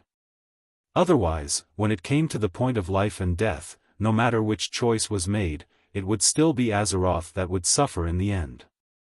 Every time a dragon aspect died, the planet's protection array would weaken. Even if he found a successor, the new would not be as good as the old. For example, Onyxia was just there to make up the numbers. Having her was better than nothing. Dragons had their own way of thinking, and it was difficult for Duque to figure out what Malygos was thinking. In the end, he could only let out a long sigh and express his worry. Alexstrasza, you and I have known each other for so long, and you know that. I've always prioritized the safety of Azeroth. I have never wished to judge my own people with the greatest malice. But I've never been able to talk to Malygos, and I'm really worried that he'll go too far this time. You mean, if? I said if. Duque emphasized, if Malygos insists that the Sunwell is a scourge, I can agree to seal it on behalf of Queen Sylvanas. However, he definitely couldn't hand over the task of guarding this place to the Blue Dragon tribe, at least not on the surface. Do you understand what I mean? When Duque said this, Alexstrasza's eyes lit up, and her bright pupils shone with a dazzling light. He. As expected. I knew you had a better idea. Only now was the Red Dragon Queen willing to tell the truth. Actually, since the day they defeated Kill Jaden, Malygos had been throwing a tantrum in the Dragon Slumber Temple and smashing several side halls. He was really shouting that mortals were not qualified to use such terrifying magic. Duque secretly compared it and found that Malygos was slightly milder than in the original history. At least he didn't claim that mortals were not even qualified to use magic. However, Malygos proposed to put all magic users under supervision. For example, all humans and elves should be connected to Duque's magic net, and all mages should be regulated. All spellcasters who did not connect to the magic net should be killed upon discovery to prevent future trouble. Now, this was because Duque had helped him take revenge, and because Duque was now a true demigod of Azeroth. Even so, Malygos's words were still unacceptable to Duque. How could the world be so simple? This kind of black and white approach would only force all neutral parties to stand against one's own. Moreover, all models and regulations would only stifle the invention of all new magic. This was what Duque valued the most and could not accept. Duque pondered for a long time. Alexstrasza, can you help me make an appointment with Malygos? There are some things I want to make clear to him in person. The Red Dragon Queen shook her head regretfully. Sorry, that guy is stubborn and loves face. He used to look down on you. No, it should be said that he looked down on all existences other than the dragon aspect and Elun. Now that you are on equal footing with him, he can't accept it. In fact, even if you use magic to send him a message, he will refuse to answer. Duque was embarrassed. Malygos, why did you give up treatment? After complaining in his heart, Duque could only sigh. Well, then I suggest that we let Kalecgos and Matagosa guard the sun well. As for the rest, when he calms down, you can slowly persuade him. Okay, thank you for your understanding. The Red Dragon Queen showed an apologetic expression. After ending the magic transmission, Duque's eyes and expression became cold. Malygos, don't be untactful. Since you are fated to die in history, if I try my best and you still insist on courting death, then don't blame me. Even if I pretend to be a good person, there is a limit. This time, Duque waited for 3 days, relying on the system elf to review the official documents while waiting for news from Malygos. It seemed that history had taken an unknown turn because Duque killed Nesario ahead of time. The news from the Temple of Sleeping Dragon was that the Blue Dragon King had finally decided to send Kalecgos and Matagosa to supervise the restoration of the space around the Sunwell. Duque and Queen Sylvanas met the 2 blue dragons on the dilapidated Isle of Quel Danas. Kalecgos looked the same as before. He still had blue hair that Duque found very irritating, but at least Kalecgos had used the ultimate transformation spell to give himself a pair of long pointed ears and the exaggerated long eyebrows unique to elves. And his attire was no different from that of a standard noble mage of the Silver Moon Council. If it weren't for the fact that most elves lived long and basically knew all the former members of the Silver Moon Council, he might really have gotten away with it. As for Matagosa, she really had the appearance of a human woman. However, the robe she wore and the badge she wore belonged to the Marcus family. In theory, she was here on behalf of the Marcus family to monitor the Sunwell. This was quite interesting. Chapter 1544. Duque could only say that Matagosa's imagination was not small, and it was quite on point. To push Kalecgos back, one had to become a human woman. There were not many human kingdoms or forces that the elves would not dislike, and the Marcus family was the best choice. Now, the entire upper class of Sin Dorii knew that the 3 queens and sisters were Duque's property. Without Duque's support, Sin Dorii's livelihood would definitely be much worse than it was now. The Blood Elves had rather complicated feelings about Duque. On the one hand, they were grateful for Duque's strong support. On the other hand, they lamented that their most beautiful cabbage had been taken by a wild boar, and a demigod level 1 at that. Of course, the overall impression was still pretty good. With the endorsement of Duque and Queen Sylvanas, the elves quickly accepted Carrie, who had returned from learning magic from the Dalajan, and Maddie, the inspector of the Marcus family, as the new guard captains of the Well of the Sun. Avoiding direct conflict with the Blue Dragon Legion, Duque secretly breathed a sigh of relief. Before this, Duque had secretly pulled almost 80% of the Alliance's air force into the Long Song forest. Now that there was no need to fight, Duque was in a good mood. He glanced at Mathagosa and then at Calegos. Only the Blue Dragon sister could understand his actions. Mathagosa did not avoid it and directly made a V gesture with his finger in a blind spot that Calegos could not see. This was definitely not the meaning of victory. This gesture was similar to the Guanyu that was often worshipped at the entrance of restaurants, a knife in one hand and 2 fingers in the other. The meaning was simple and straightforward, cheating neither old nor young. "I'll cut you down 2 taels for £1." Mathagosa was telling Duque that he had successfully pushed Calegos twice. Alas, the love of dragons was so simple and straightforward. "All right. You win, coquettish dragon."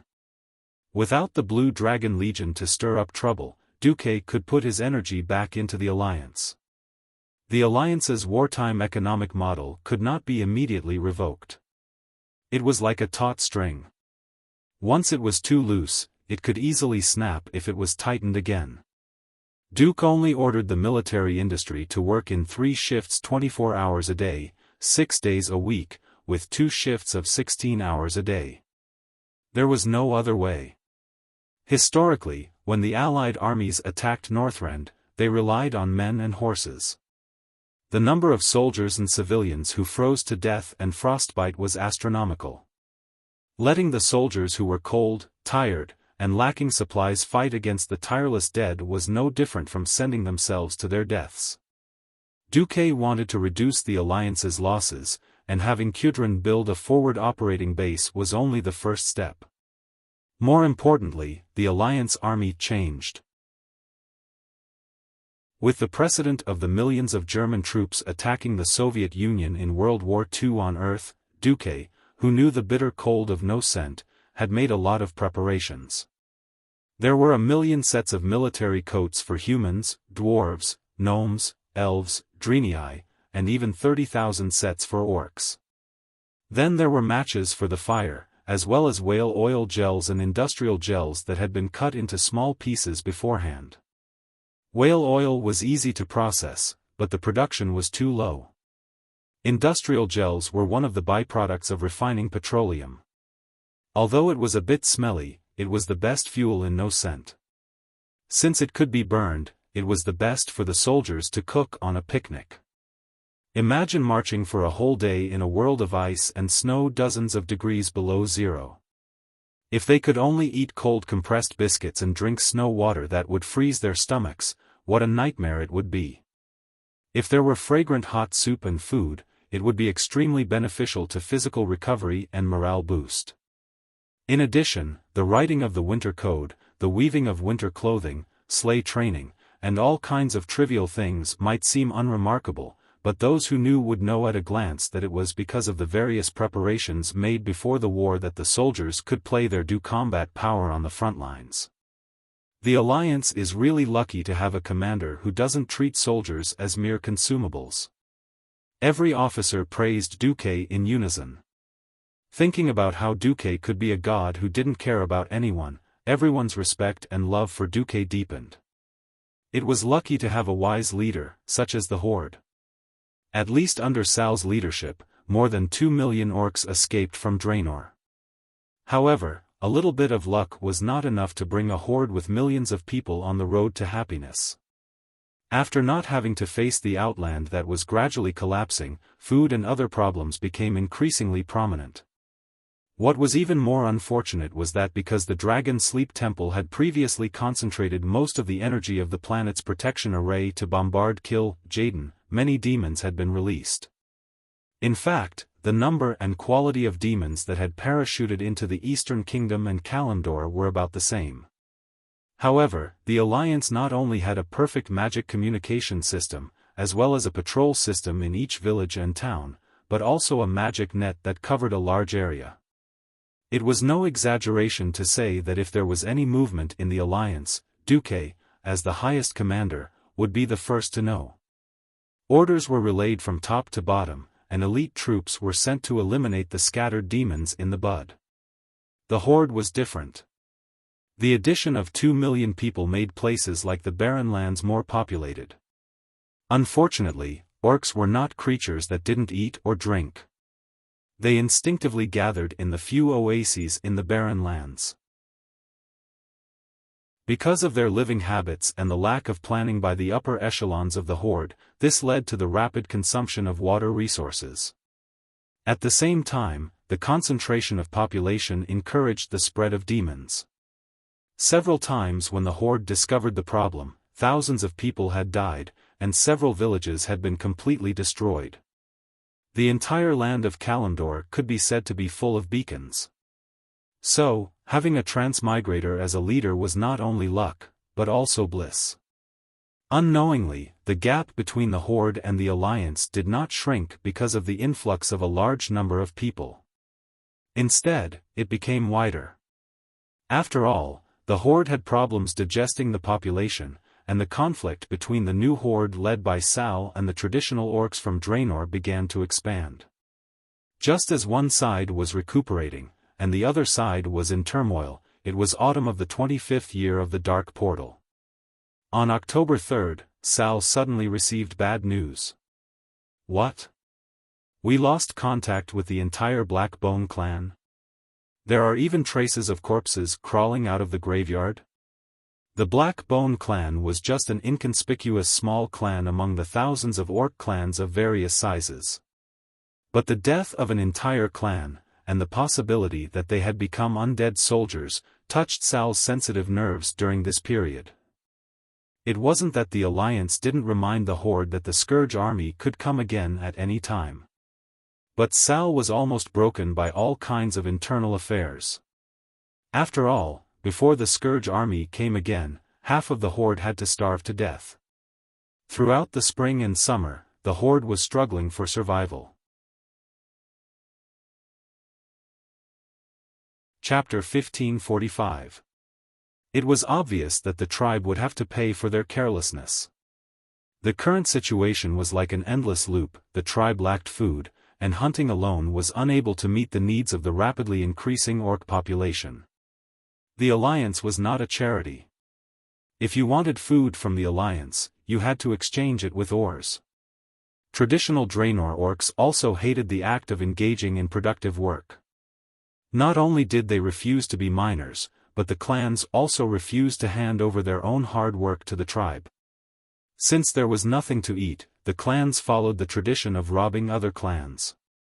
If the clans next to them did not have food, they would go to places with food like locusts. In the area controlled by the tribe in Kalimdor, the most fertile land was the grassy Thunder Cliff.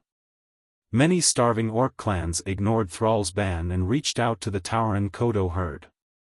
In their eyes, this kind of huge beast was worthy of the tribe's warriors. Cairn Bloodhoof ran to Thrall to complain every 2 or 3 days.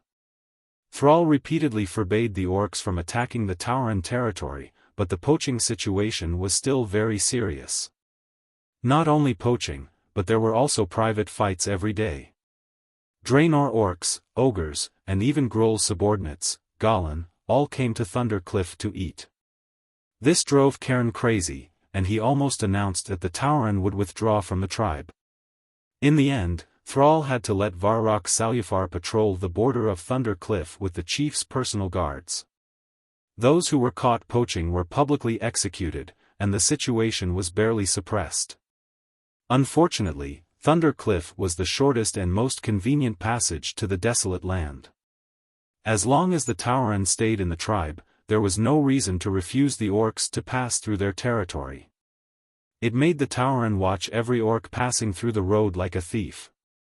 This further exacerbated the conflict within the tribe. Now, seeing the report that the Scourge army was likely to sweep through Azeroth again, Thrall, who was inspecting the crossroads of the barren lands, felt deeply frustrated after reading the report. Was I wrong? I spent half a year, but I still couldn't let my people live a stable life. His eyes, which were always incomparably firm, began to have a confused look. Wajin did not know how to persuade Thrall, so he could only pat Thrall on the shoulder. No, Chief, you have done very well. No one in the tribe will do better than you. Actually, Sar was also bewitched. Even in Duque's celestial empire, it was not a simple thing to change from a nomadic people to a farming people, and it was not something that could be done in a short period of time. Throughout history, the Han had assimilated many nomadic tribes, but it often required the efforts of several generations to constantly change their customs and provide better living conditions and job opportunities before the transformation could be completed. Originally, the best way to divert internal conflicts was war. Unfortunately, the alliance would not give the Horde such a chance. The absolute difference in power was not only known to the orcs that Thrall had brought from the Eastern Kingdom. Even the orcs who migrated from Draenor knew about it. While the alliance was transporting the orcs, under Duque's secret guidance, they did not hesitate to show off the alliance's muscles, the disciplined soldiers, the earth-shattering cannons, the rumbling tanks, and the gigantic battleships. Even if the targets were scattered demons or crazy evil beast men, it was enough to leave a deep impression on anyone who saw it. To be honest, Sal felt like it was a miracle. Almost every night when he lay down, he wondered if the alliance would turn around and destroy the Horde without the oppression of foreign enemies. However, at this time, Sal could not think too much about it. He would never forget how he led the newly freed Horde to fight the Scourge Legion in the southern Dalagen 10 years ago. Even if the Horde now had a branch of the Forsaken who did not go too far could not be compared to the Scourge Legion who spread death wantonly. Alas! Sal sighed deeply. Wuxia. Pass the order to gather the warriors of the Frostwolf clan and select warriors suitable for the cold weather from the tribe. We have no choice but to accept Duke's proposal for an expedition to Northrend. Who is going to lead the army?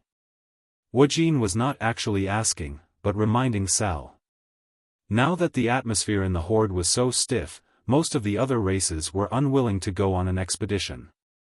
No one wanted to go out here and have their homes raided by their own people. Especially the Tauren. The Alliance had put forward a requirement for cooperative warfare, and most of them were infantry. If the Tauren did not go, then only the orcs could fight in close combat. Sal's eyes were filled with sorrow. Just as he was a little hesitant, a young and majestic figure came into his sight. It was a burly young orc. Unlike the traditional Draenor orcs, he was more disciplined, and he also believed in the ideals of honor and firmness that his father believed in. And his character determined that he would be a brave warrior until the last moment. What do you think about letting Draenor go? Dranos Seraphar was Dranos Seraphar, also known as Little Seraphar. He was the young son of Varrock Seraphar and the nephew of the Horde's great hero, Brock Seraphar. Whether it was bloodline, status, or battle record, he was the leader of the younger generation. However, will the Alliance think that we are not good enough? Wuxia cautiously reminded Sal. Sal smiled bitterly. Can I leave in this situation? Could Varrock walk away? Or are you going? The leaders of the Horde could not leave. Now the Horde was like a barrel of gunpowder, exploding at the slightest touch. If Sal was not here, the Horde would self-destruct without the Lich King's attack. Wuxia, as the first advisor under Sal, was not only the leader of the trolls, but also the mediator. Many things that the chief could not come forward, he would come forward. Cain was nervous, so of course he would not go out. Anastrian would not appear in front of the Alliance if he had a guilty conscience. As for Galavix of the Rustwater conglomerate, the ruthless and cunning prince of trade, would he be willing to go to the battlefield for the Horde? There was no other way, they could only pick the tall ones. Sal comforted himself and said to Wuxia, the Alliance has many talented people, and the Horde must also cultivate their own talents. Otherwise, we will fall behind. Sometimes, we can only let go and let the younger generation go. In fact, Sal was also very young. He was now 25 years old. Unfortunately, Sal had started his career early. 10 years ago, he had already become the founder of a new tribe and had become more senior. Woken could not refute what he said, and cautiously said, Duke Marcus' personal integrity is still very good.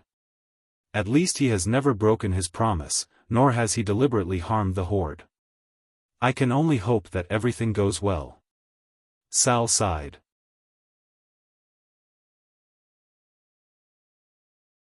Chapter 1546.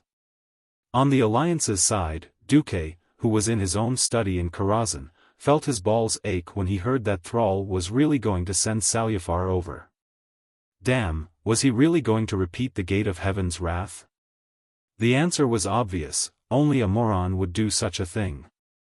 In history, it was the Stormwind City Regent, Duke Bolvar Fordragon, and Saliafar who led the Alliance and Horde armies to fight side by side against the Gate of Heaven's wrath. Then, Lich King Arthas, who was supposed to be in charge of the Icecrown Fortress, appeared. How could Saliafar, who had the word brave carved on his chest, be afraid when he suddenly saw the enemy boss? He just went for it. He wanted to hack Arthas to death with his axe. In the end, not only did the Japanese not succeed, but they were also taken advantage of. Second fool used, Frostmourne, to cleanly cut down Saliafar Jr. just as the war was about to break out. The Allied forces fell into the Dreadlord Verimithas's trap. Master Potioneer Putre of the Royal Pharmacist Association of Undercity betrayed them. This old fox used a new plague to kill all the undead, Alliance, and Horde soldiers at the Gate of Heaven's wrath. Duke Bolvar was on his last breath, and Lich King Arthas retreated with heavy injuries. The Red Dragon Queen, who rushed over after hearing the news, found that the poison was spreading quite seriously. If it wasn't suppressed, all of Northrend would become a world of death. After all, the Dragon Slumber Temple was also in Northrend. Alexstrasza directly ordered the Red Dragon Legion to set fire to the battlefield with a powerful and blazing dragon breath to suppress the spread of the plague. In the original battle at the Gate of Heaven's wrath, it could be said that the Calamity, the Alliance, the Horde, and even Sylvanas were the losers. It was like 4 people playing mahjong, and everyone had lost. In the end, the mahjong table was winning money. The situation in this life was very different from history. Duque couldn't afford to lose any of the Alliance's higher-ups just for a little Saliafar who only knew how to be reckless. Moreover, there were so many veterans of the Alliance who had changed their fates and survived. When would it be Bolvar's turn to fight? So far, Bolvar didn't have any notable achievements. He was just someone who looked after Varian's house. Duque couldn't bear to send young Saliafar off with William and his team. But won't an Astrian cause trouble? Duque seemed to be muttering to himself. But there were 2 other beings in the room. Without a doubt. Definitely. The 2 voices spoke almost at the same time, and then they looked at each other. Queen Salolas took the initiative to lower her head and avoid eye contact, while Vashj, who was dressed in a white lace-made uniform, raised her chin slightly, seemingly a little proud. Duque rested his chin on his hand. He knew that Vashj was faking it. She used to be a palace maid. First, she fought secretly with other maids in the palace for 1,000 years. Then, she fought openly and covertly in the dark underwater world for 10,000 years. Her skill in palace fights was no less than that of the Eridar twins. If Duque hadn't secretly held back before Vashj became a Naga and inadvertently made himself her only beacon of hope, Duque wouldn't have the confidence to control such a powerful demigod with a fickle personality. Moreover, Duque didn't trust the Eridar twins. It was indeed more suitable for Vashj to suppress them. Salolas, I want you to keep an eye on the tribe's bones. Salolas immediately understood. I'll focus my attention on the guys other than an Astrian. In a rare moment, Duke and Saloras looked at each other and smiled. It was good to have a smart subordinate.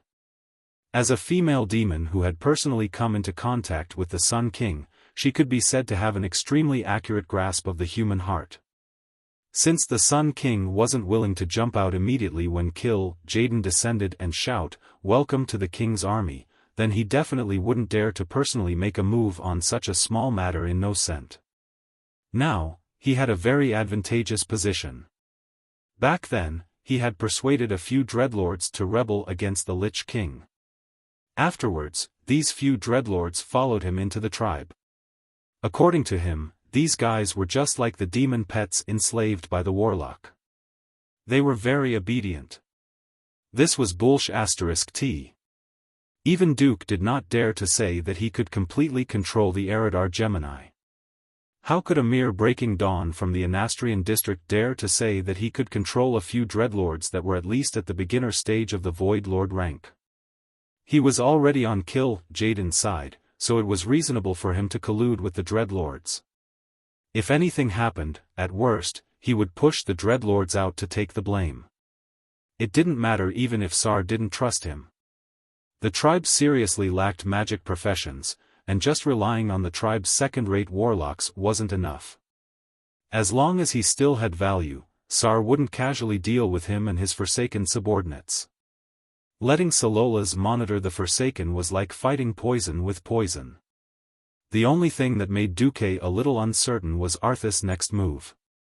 Arthas, who had already become a Lich King, was extremely arrogant. Back then, Duque had slapped him in the face, once broke his hand, once chopped his waist, and even robbed Jaina. With Arthas' personality, he definitely wouldn't be able to take this lying down. Now, as expected, the plague that spread the scourge had come. However, in the face of Salola's methods, the few weaklings from the cursing sect quickly confessed how many times their former boss had been to the brothel. Moreover, the Alliance had recently implemented the strictest quarantine system.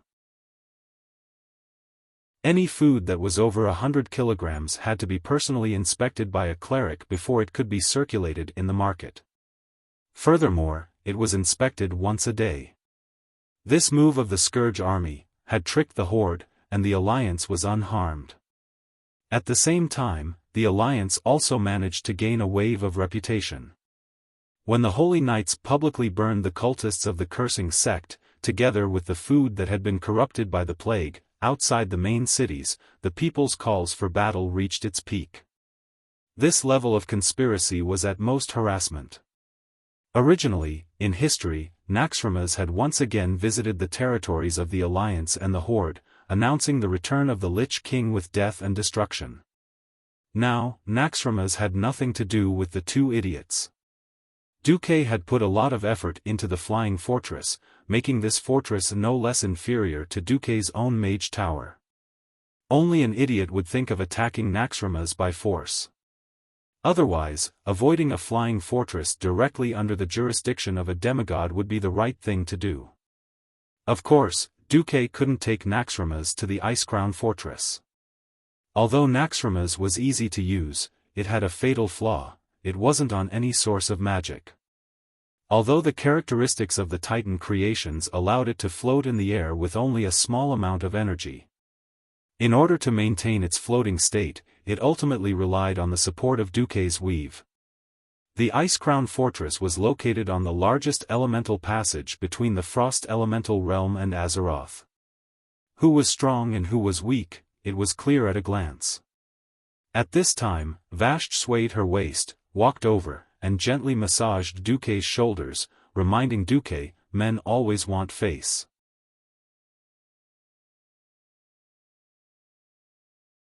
Chapter 1547. Duque's heart skipped a beat. Vashti's reminder was indeed useful. The Alliance's current territory was too large. If they wanted to bully the lower tribes, the Alliance's military strength was definitely enough. To defend against the Lich King, who stood at the top of the demigod level, the Alliance's current defense was not enough. If Arthas personally came to destroy their homes, not to mention small towns, except for the Dalajan who could attack and defend, most of the capital cities would not be able to do so. Excluding Duque's Karazhan, at most, the Watchtower, as well as the Fearless Fortress and Naxxramas, which were under construction, could withstand it. Wherever Arthas appeared, the entire airspace would be dominated by frost elements. Unless Duque personally made a move, no one would be able to teleport over. Demigods were not easy to make a move. After killing Jaden with a big move, Elun had already spoken, telling Duque to take it easy. The great power used by the true gods of Azeroth and demigods was, after all, the energy of planet Azeroth. If it was overused, it would hurt the vitality of planet Azeroth. The last time he killed Thun, the planet's vitality had already been greatly damaged. It was in the recovery period and could not afford to make any more trouble. Damn! Duque could not make a move casually, and conversely, Arthas did not dare to leave Northrend casually. Without the geographical bonus of that icy and snowy continent, would Arthas dare to fight him, Duque, when he had the geographical advantage? This was a big question mark. There were many strong people on the other side who could come out and cause trouble, but there were only a few who had the deterrent power of a nuclear strike. Vasht's reminder was very good. Since it was impossible to predict the enemy's target, he would use the enemy's weakness and force the enemy to hit the designated target. Duque tilted his head and smiled at Vasht. Vasht understood at that moment and bent down to move closer to Duque. Duque did not have any desire. He only caressed her smooth face and gently said, "Since I casually changed your fate back then, and you have chosen to follow me now, I swear I will let you live a good life." Vasht smiled faintly and gently held Duque's hand, rubbing it. "Being able to serve Master is my greatest wish." She put her mind in the right place. She had arrived too late and missed the rise of Duque. If she couldn't enter a man's heart during his difficult times, then the weight of this woman in a man's heart would always be limited. This was a matter of timing. Once missed, there would be no more opportunities. The three Windrunner sisters, Tyrande, Jaina, Elucia and Kalia, these seven had an unshakable position in Duque's harem. Vasht could only play the role that was most considerate and could help Duque the most. Only then could she ensure her position. At the very least, she would be the number one person in the harem. At this point, she had more and more hope of success. Duque calmed his mind and sent a magic message. Soon, the portal at the top of the Karazhan Tower opened, and Jaina's beautiful figure appeared. Before Jaina entered Duke's study, Vasht obediently performed a maid's salute and retreated. "Good day, madam." Vasht bowed to Jaina as she left. "Hello, Seleka." "Thank you, madam." Just the details of how they addressed each other was enough for the two to complete a friendly exchange. Jaina had not married Duque yet, so calling her Majesty or Lady Proudmoore would seem too distant.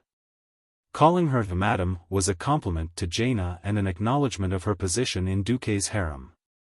Jaina called Vasht Seleka because she acknowledged her special position by Duque's side. The two brushed past each other. Jaina closed the door after entering the room and went straight to the point. "Is it about Arthas? Is she going to provoke him again? Will it succeed?" Jaina was very smart and immediately guessed the key point.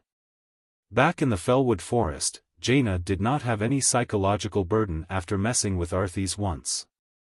It was just that she did not think that Arthas would kneel in the same place twice. Duque shook his head. "No, it was barely successful back then. Now that Arthas has merged with Zul's will, it is even more impossible to succeed. He is calmer now." "Huh. Then what should we do?" Jaina very naturally walked around Duque's desk and sat on Duque's lap. Duque smiled and completed the posture of carrying her. "Doesn't Arthas never forget that he is the master of Lordaeron?" Jaina naturally understood. "Then I will visit Lordaeron." Duque smirked and kissed Jaina. "I will go in private. We will go this far together. Lordaeron used to be the only pearl of the Alliance. After Arthas killed his father 15 years after the Dark Portal, Lordaeron once fell and became a city of death. After that, Anastrian occupied it for a short time and almost turned it into a city of darkness, which then became a tumor in the Alliance. Fortunately, when Lordaeron was on the verge of destruction, Duque first brought out Kalia Menethil, the legitimate heir. Later, he organized an army of the Alliance to drive away the Sun King, which led to the revival of Lordaeron. 10 years had passed. Almost the entire land of the eastern and western Plaguelands had now been decayed. Now, with the help of Tyrant and Malfurion, and the help of the druids of the Cenarian Circle, the rotten soil was finally purified. Those that could not be purified were all taken to the endless sea and thrown into the great whirlpool. Kalia discussed with the ministers and renamed the eastern and western Plaguelands to the Eastern and Western Holy Light. This name was actually quite suitable for the current situation. After all, in the former Eastern Plaguelands, there was the holy city of Stratholme, which had changed history, and the Holy Light's Hope Chapel. In the Western Plaguelands, there was Uther's tomb in the south of Andoril, which had been destroyed by the Calamity army. With the support of Duque and Kalia, Tyrion Fordring and Gavin Rad-Dûm, the only 2 remaining 5 Silver Sages, had changed Andoril into the headquarters of the Silver Hand Knights. There were more than 10,000 knights stationed there for a long time. There was also a mechanized corps composed entirely of humans, with 600 tanks of various types and 30 flying battleships. There was also a Dalajan mages, as well as more than 1,000 paladins or paladin apprentices. It was precisely because they had suffered the greatest destruction and degradation that the people of Lordaeron had the strongest will of the Holy Light. In front of the teleportation portal of New Lordaeron City, the royal knights were lined up neatly, holding their shining swords high. They welcomed the visiting Queen Kurtiras with the most orderly military formation amidst the music. Sister Kalia, Sister Gianna, the 2 beautiful queens hugged each other warmly. Unlike the formal greetings between the heads of state, their special identities as members of Duque's harem made them really close like sisters. Even the most picky person would not be able to find any trace of hypocrisy when looking at them. The new nobles of Lordaeron looked at them with pure admiration on their faces. Chapter 1548. The queen was as beautiful as a painting. She aged quickly, and no matter how beautiful a woman's looks were, they would only last 10 years. These 2, on the other hand, were immortal and youthful. Kalia's pure and exquisite face still retained a strong girlish aura. Her doll-like face and figure made her look like the most perfect work of art, to be looked at from afar but not to be desecrated. As the elemental aura around Jaina grew denser, apart from her natural intellectual beauty, there was now an additional layer of psychedelic color, making her look even more mysterious. Moreover, their elegant temperament and noble status naturally made the hearts of the entire continent's bachelors fall in love with them. If a mortal could obtain the favor of one of them, or even just a single night at their bedside, it would be enough for them to brag about for a lifetime. Unfortunately, such women were destined not to be stolen by mortals. Their common man was Duke Marcus, the Alliance's great hero, supreme commander, and one of the few genuine demigods in Azeroth. Since it was impossible to possess, there was only praise and recognition. Perhaps a subject who caught the eye of Her Majesty the Queen would be granted eternal life. That was what they were aiming for. For example, Edwin Van Cleef had been a mere stonemason back in Stormwind. Once upon a time, the nobles of Stormwind and even the entire Alliance had looked down on this low-born thief and stonemason, saying that he was written as a marquis, but read as a country bumpkin. They even mocked him for wanting to marry his daughter off to a noble.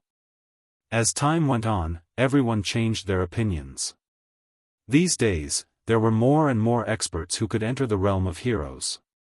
Gradually, there were various classifications of heroes. The lowest was the ordinary hero, and above that was the epic hero and the legendary hero. According to the latest classification, Edwin, as the father, was epic, while his daughter, Vanessa, was already a legendary hero. Marrying off his daughter to a noble was a mortal's idea. The truly amazing thing was to send his daughter to be a maid under Duque's command. It was true that the Marcus family's status had risen with Duke's advancement. Didn't they see that even the maids were leveling up? When Vanessa had been a maid for the Marcus family, she was just a girl with better skills.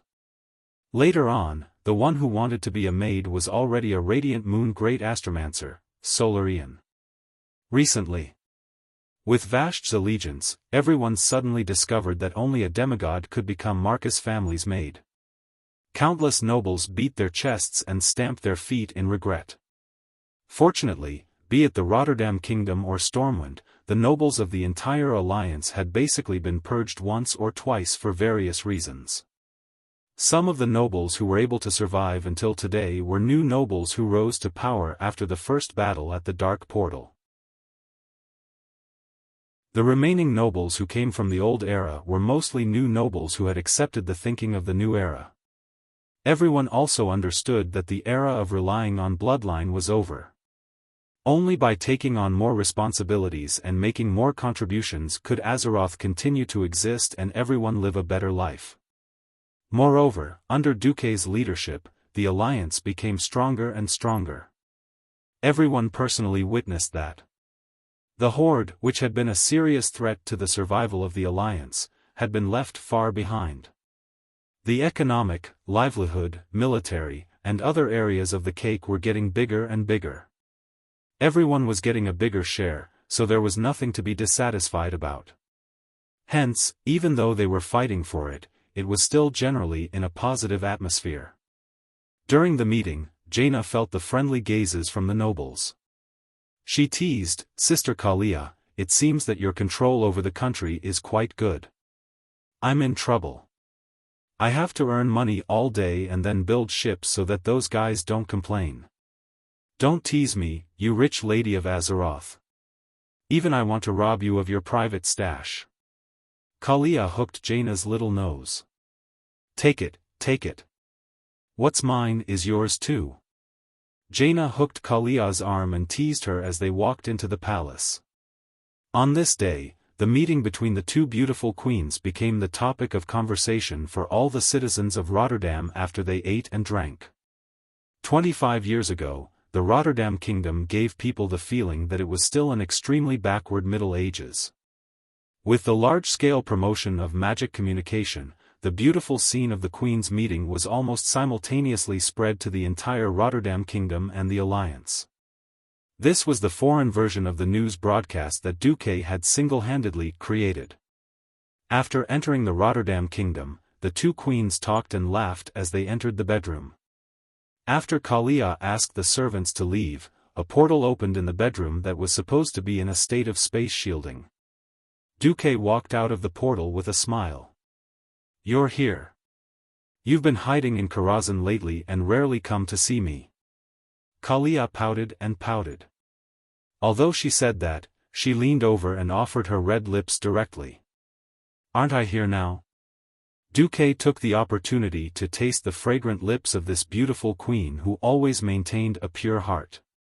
Immediately after, Duque hugged Jaina and gave her a kiss.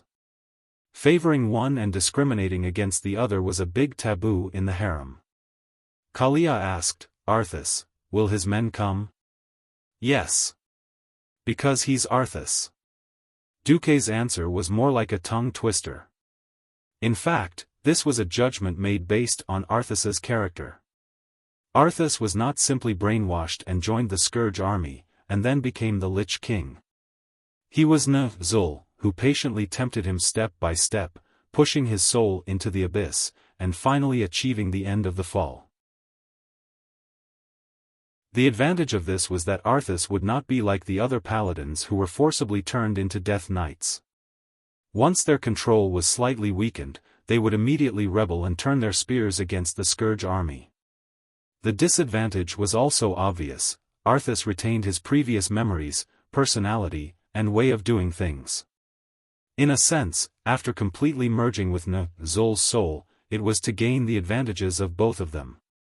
For example, Arthas was more courageous than Zul, and the merged Lich King was no longer a coward.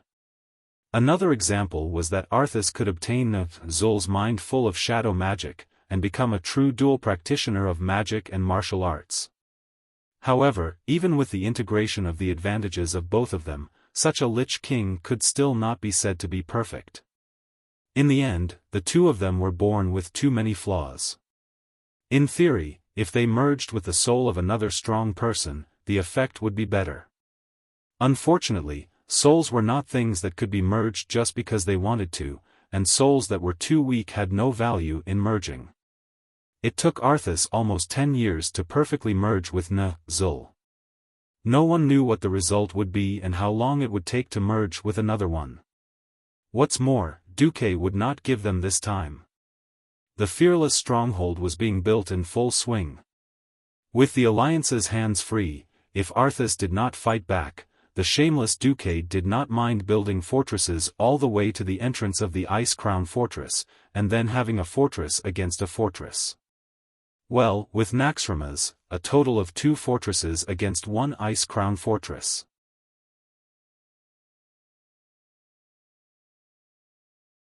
Chapter 1549.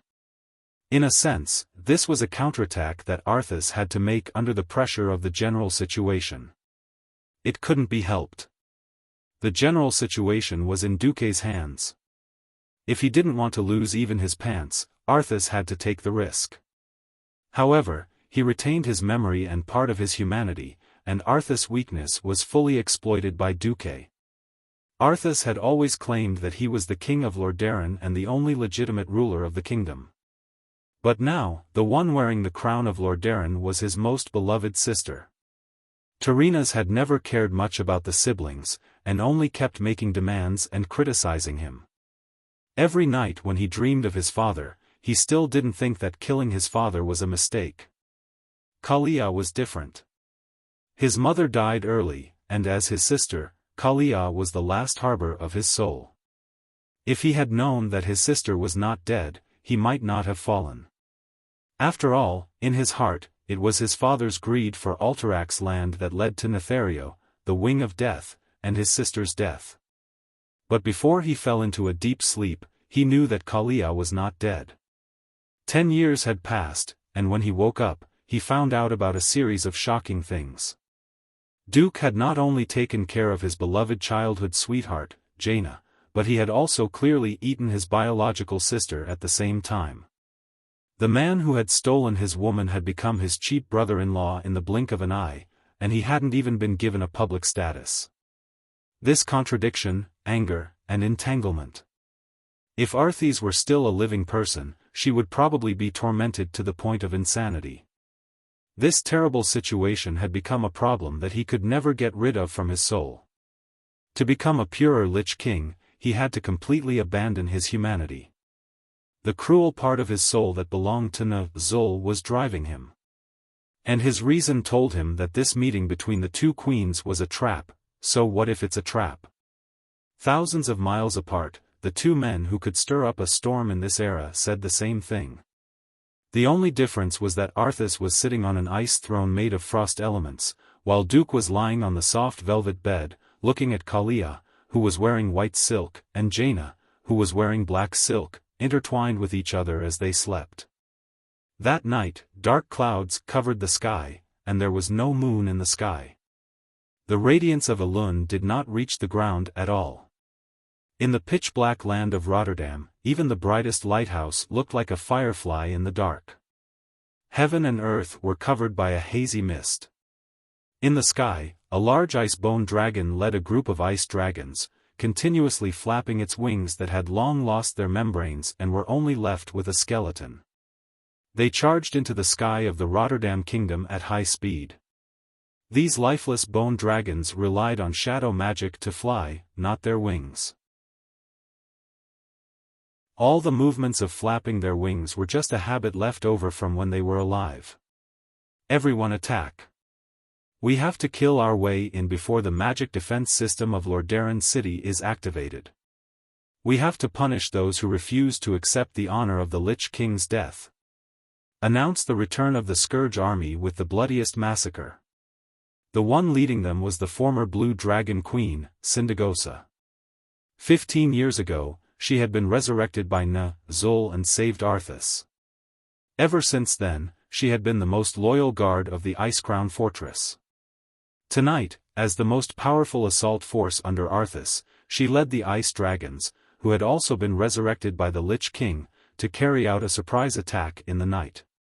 Don't worry. As long as we suppress our elemental waves, those puny humans won't be able to find us before we enter their visual range. Sindagosa announced to her subordinates. The night was the best cover, to begin with. Coupled with the fact that it was a dark night filled with dark clouds, the ice dragons shuttled through the thick layers of clouds, adjusting their course purely by sensing the aura of the living. She did not believe that the slow and low-flying griffins or hippogriffs could detect the ice dragon army thousands of meters in the sky. In theory, that was true. Be it Sindagosa or Arthas, with their outdated knowledge, they could not imagine the drastic changes of the times. In the city of Rotterdam, not many people noticed that in the barracks in the four directions of the city, there were a few huge metal pans that kept spinning. Even more so, no one realized that this thing would bring about epochal changes. Theon watched as a bunch of low-ranked mages fiddled with magic equipment that he did not recognize, and then reported sets of data that he did not understand at all. He sighed deeply. Times have changed. Not far behind him, Duque stood with his hands behind his back and smiled. Indeed, times had changed. After experimenting with the sonar system in the outer realms, radar was naturally placed on the Alliance's research agenda. Duque wanted to push forward with this project as soon as possible, but unfortunately, no matter how many ideas he threw out. The gnomes and dwarven scientists were also working hard to help him realize all kinds of inventions that were like black technology to this world. The industrial base of this world still restricted the development of all kinds of new technologies. For example, radar. Although the Alliance already had diesel engines, they were pure machinery. Electrification, on the other hand, was a completely different matter. Duque had used the rotating electromagnetic coils to create a generator for the Alliance, but there was still a long way to go before he could create a stable electronic radar. Fortunately, in addition to technology, there was also magic in this world. Duque could link the weave and make each node of the weave emit weak elemental waves at a fixed time and frequency. The Ice Dragon army, who did not know, thought it was natural elemental waves. In fact, the missing and feedback of each elemental wave had been collected by the elemental radar at each node. After a long period of training, these earth mages, who had been unable to advance further in the field of magic, found a new life value in this special field. Elemental reactions confirmed. For the time being, there are 114 confirmed reactions. Direction 5 degrees west-northwest, speed 71 km per hour, and still accelerating. Griffin Brigade of the 1st Air Force of Rotterdam, asking if they want to intercept it?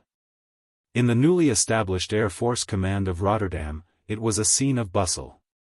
The noise made traditional knights like Tyrion and Gavinrad confused. Finding the enemy through radar and commanding the Air Force was a headache even for Kudrin Wildhammer, the #1 person in the Alliance's Air Force. Yet, Duque, the transmigrator, did it well.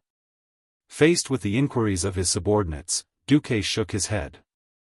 Griffin Brigade, don't go. It's a pointless waste of combat power. Order the Brothel Brigade to get into formation and fire according to the shooting elements I provided. Listen to my command and fire in sequence. 3, 2, 1. Launch the flare. The Ice Dragon army, who had been traveling at high speed through the dark clouds, suddenly saw their eyes light up as a violent shock wave spread through the clouds above their heads. The next moment, it was as bright as day above them. That's impossible. Sindagosa was shocked. The sun seemed to be very strong tonight.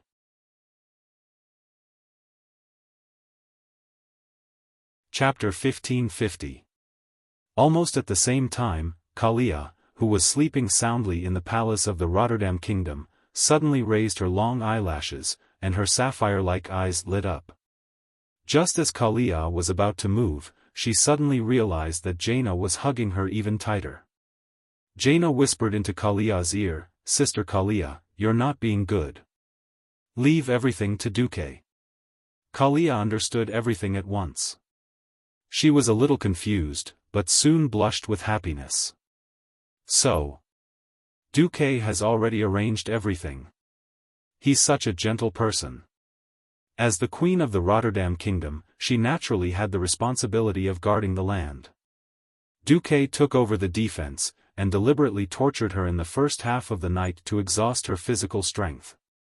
He didn't want her to know that her beloved brother had sent powerful subordinates to kill her and destroy the kingdom that had been passed down for 2,800 years. Unfortunately, with the improvement of Kalia's strength, she was already infinitely close to the level of an archbishop. Not only did her physique improve a lot, but she was also extremely sensitive to elemental fluctuations. Not to mention the overwhelming explosion of frost elemental spells. However, tonight, Kalia was willing to be Duque's woman again, and not the queen of a kingdom. She entered a sweet dream, and what appeared in the beautiful dream was the beautiful rose of ice and fire that Duque had given her when she first met him. It was an otherworldly beauty. There was actually quite a commotion 10 kilometers away from the Rotterdam kingdom. With the accurate shooting of the flares, all the ice dragons appeared in front of the various monitoring stations, and the lookouts with binoculars kept reporting the location of the ice dragons. Then, the battleships of the royal brothel launched a fierce bombardment. It was a terrifying rain of cannons that spanned nearly 10,000 meters. The cannonballs pierced through the sky, and countless arcs of light with terrifying power were drawn in the night sky.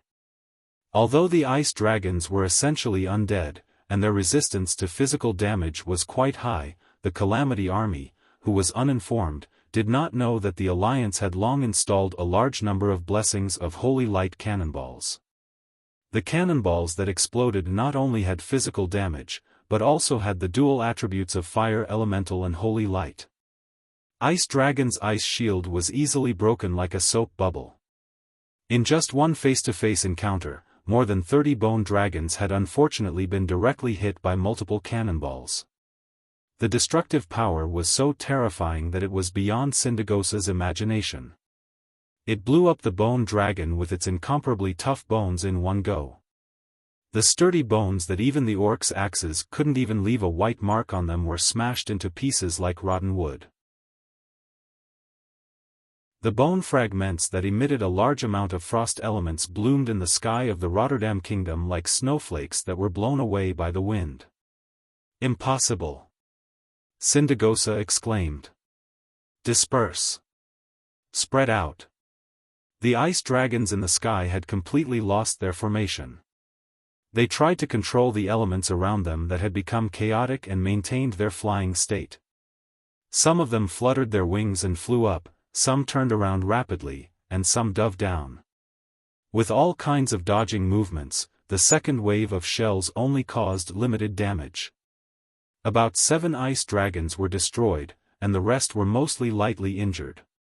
Idiot! Do you think this is the end?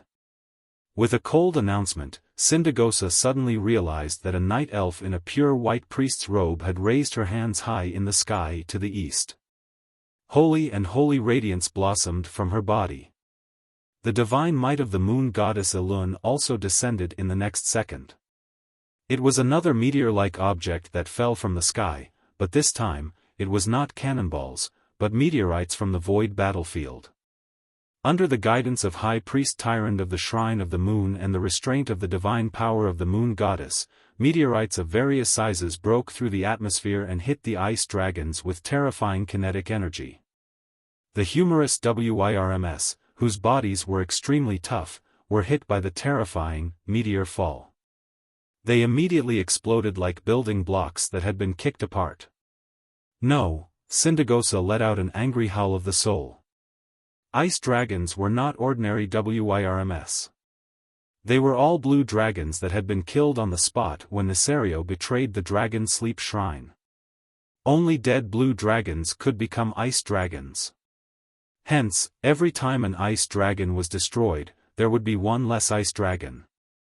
There were not many adult blue dragons left in the Blue Dragon Legion. How could there be so many ice dragons to replenish? Sindagosa was infuriated. She screamed, urging the strongest of the ice dragons to attack Tyrant with her. Humph. You want to hurt Sister Tyrant? You have to get past me first. Sylvanas appeared, riding Veristaz, the once extremely powerful red dragon. The power of the artifact, Wrath of the Stars, was maximized in her hands. If the cannonballs and meteor fall could still be seen, Queen Sylvanas's divine arrows were so fast that it was almost impossible to see them with the naked eye. The souls of the ice dragons trembled. They instinctively wanted to dodge the divine arrows that represented destruction and destruction. Unfortunately, dodging was too difficult for the ice dragons with their huge bodies. When they were alive, they still had hard scales, tough dragon skin, and muscles to protect them. Now, once their bodies were destroyed, it would be their doomsday. Once their souls, filled with hatred and anger, lost their corpses, all that awaited them was complete dissipation. Sindagosa was furious. She opened her hideous mouth wide, making the fangs in her mouth even sharper. You're just a crippled ancient dragon. Yes, she was dead, so dead that only her bones remained. But as an ancient dragon personally resurrected by the Lich King, she had more ice elemental circuits carved into her body than any other ice dragon. Perhaps her melee abilities were not as good as when she was alive, but her control over the elements was better than before. In front of her, Valistaz was really not enough. Unexpectedly, Queen Sylvanas laughed. I'm only responsible for stopping others from getting close to Sister Tyrant. Sindagosa, your opponent, is her. Queen Sylvanas pointed her right index finger at the sky. Roar! A domineering dragon roar rang out. A huge creature was descending from the void above the atmosphere at high speed. It swooped down with its huge wings, which were like black clouds in the sky. Every time it flapped its wings, the clouds that were stirred up were reminiscent of a terrifying storm. Like a meteor, it flew diagonally through the atmosphere. The crimson color on its wings told everyone that it was terrifyingly hot. There was no need to spit out dragon breath. The air turbulence caused by the flapping of its wings was already filled with crimson sparks that flew everywhere. At a glance in the dark, one would think that it was the Red Dragon Queen, Alexstrasza, the giver of life. However, the blackness that seemed to come from the deepest and farthest abyss told others that she was the current Earth aspect dragon, Onyxia.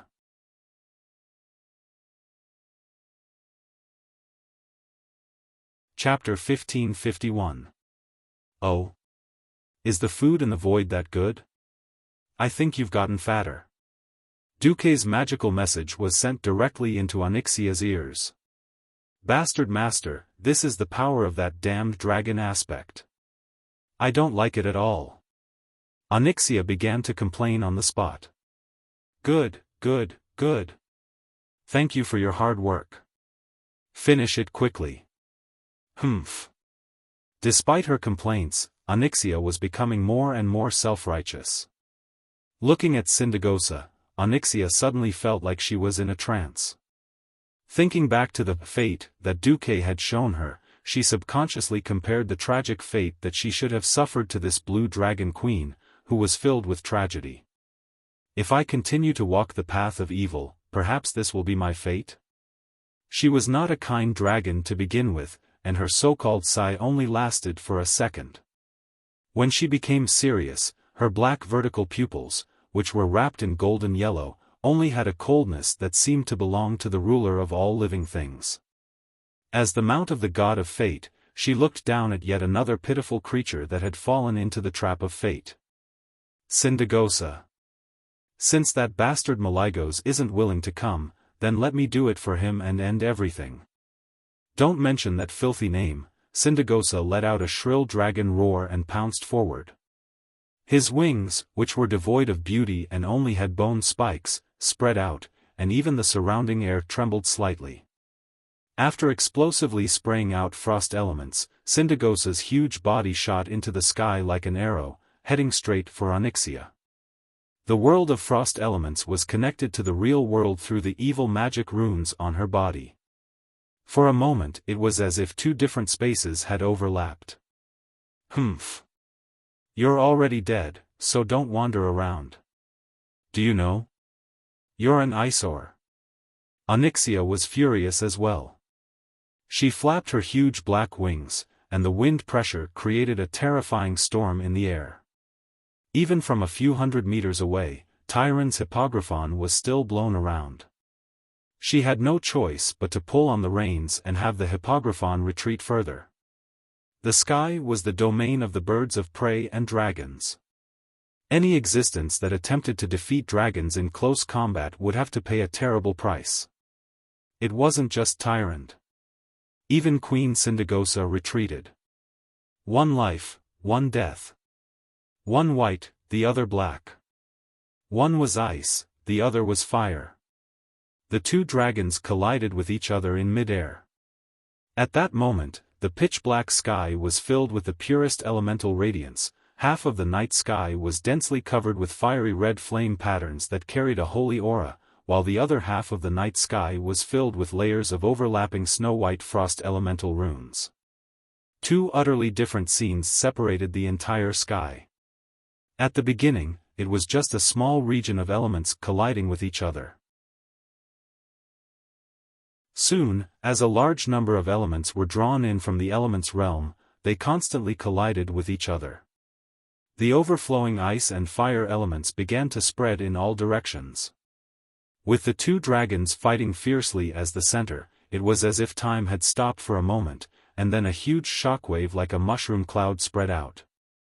The shockwave, thousands of meters high in the sky, even swept across the land that was plunged into darkness below, rolling up dead leaves and sand that filled the sky.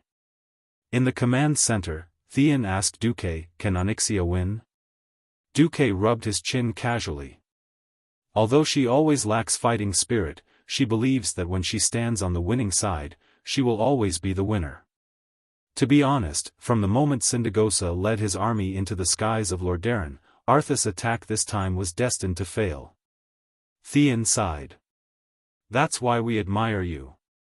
You've always tried your best to decide the outcome of a war before the battle even starts. Those of us on the front lines, even if we know that we're just going through the motions, are willing to fight. Duque smiled bitterly. You think too highly of me. Gavin Rad also came up and patted Duque on the shoulder. Boss, don't be so humble.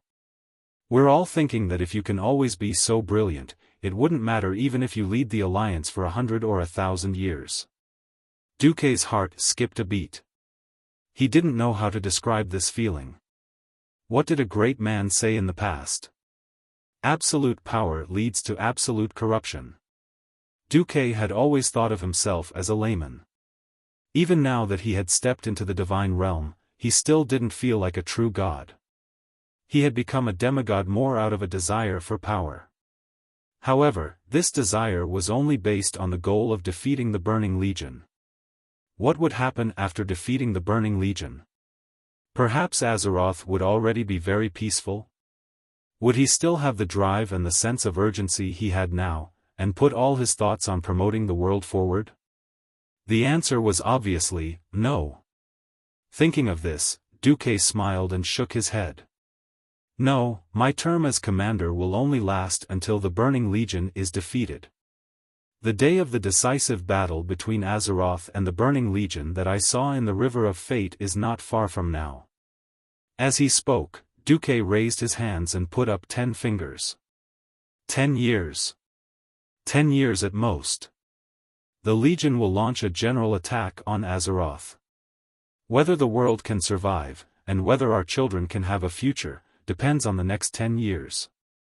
Duque's words caused the surrounding people to be moved. Gavin Rad was the first to laugh. It's just 10 years. I've been with you for 25 years since I was 20, boss. 10 more years won't make a difference. If I feel like I can't fight anymore, then please give me that. Anyway, when I'm 80, even if I don't die, I'll kill myself. Theon raised Ashbringer in his hand. Alexandros passed it on to me, and I won't let him down. If I can't fight anymore, I'll be like him and pass on this divine artifact as a spark of hope. Duque smiled. The 5 Silver Saints. It's not time to retire from the stage of history. For some reason, I have a hunch that Turayan and Sidon aren't dead yet. When we fight the Burning Legion, they'll definitely run out of nowhere, crying and begging to join us. Hearing this, Theon and Gavin Rad froze for a moment, and then smiled brightly. They weren't sure, but their intuition told them that Duque must have confirmed something from the River of Fate, and was using this obscure method to encourage them. While they were chatting, the outcome of the massive battle in midair had been decided.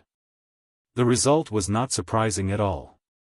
Bone dragons didn't have an advantage in hand-to-hand combat after losing their muscles and skin scales. The ice elemental magic circuit that the Lich King had given her wasn't her own, after all. Syndagosa, who didn't have the upper hand in the elemental duel, was seized by Onyxia and struck her in the waist with her dragon tail. With the crisp sound of bones breaking, she screamed and fell from the air.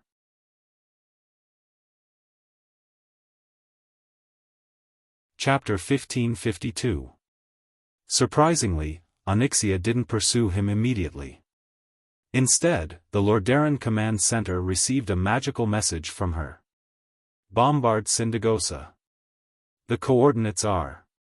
After Onyxia reported the coordinates in one breath, the female mage in charge of magical communication was stunned for a full 2 seconds and couldn't react. What? Didn't you hear? Did the magical communication get disrupted? Only then did the female mage come to her senses and repeat the coordinates, which were quickly conveyed to the Royal Brothel Regiment. The female mage was not to be blamed. After all, in everyone's impression, the dragons were the most conservative and stubborn. They could hold on to the orders left behind by the Titans and guard Azeroth for a full 25,000 years without changing. Naturally, the others would not have thought that Onyxia could play with cannons so smoothly. Pfft, what's there to be surprised about? It's not like we're fighting for time. I have to take the risk of having my beautiful scales scraped off to deal with an ugly bone dragon? Humph. I won't do it. The Black Dragon Princess's words could be said to be willful and cold. Even Duque's facial muscles stiffened when he heard it. He then smiled bitterly. That was good. He could try to see how effective modern cannons were against powerful creatures of the second highest tier. Onyxia's dragon tail sweep had an impact force of at least 10 tons. Even if it hit the walls of Lordaeron, it probably wouldn't be able to take more than 2 hits. Syndagosa's strength lay in her spellcasting ability, not her hand-to-hand combat ability. When there was such a being that could ignore her various frost attribute attacks, she was nothing much. In that regard, Onyxia, who was already a dragon aspect, was her absolute nemesis. The Black Dragon was a fire elemental, unlike her big brother, who used the Shadow Flame attribute. After going through a special dragon ritual in the Wyrmrest Shrine and being a dragon aspect, her fire abilities became stronger. Syndagosa's Frost Tomb, Frost Halo, and other skills could torture the Alliance's hero squad to death, but they couldn't hurt Onyxia. This was a battle of pure elemental abilities. When magic couldn't decide the outcome, melee combat would be the key to victory. How could a sluggish former demigod-tier dragon defeat a living guardian dragon? Wasn't the answer obvious? Syndagosa struggled to climb out of the crater she had made in the ground. Onyxia's attack was indeed a heavy blow, but it wasn't enough to completely destroy her. As soon as she climbed up, she stretched her neck towards the sky and let out an angry roar. Then, she spoke in draconic language.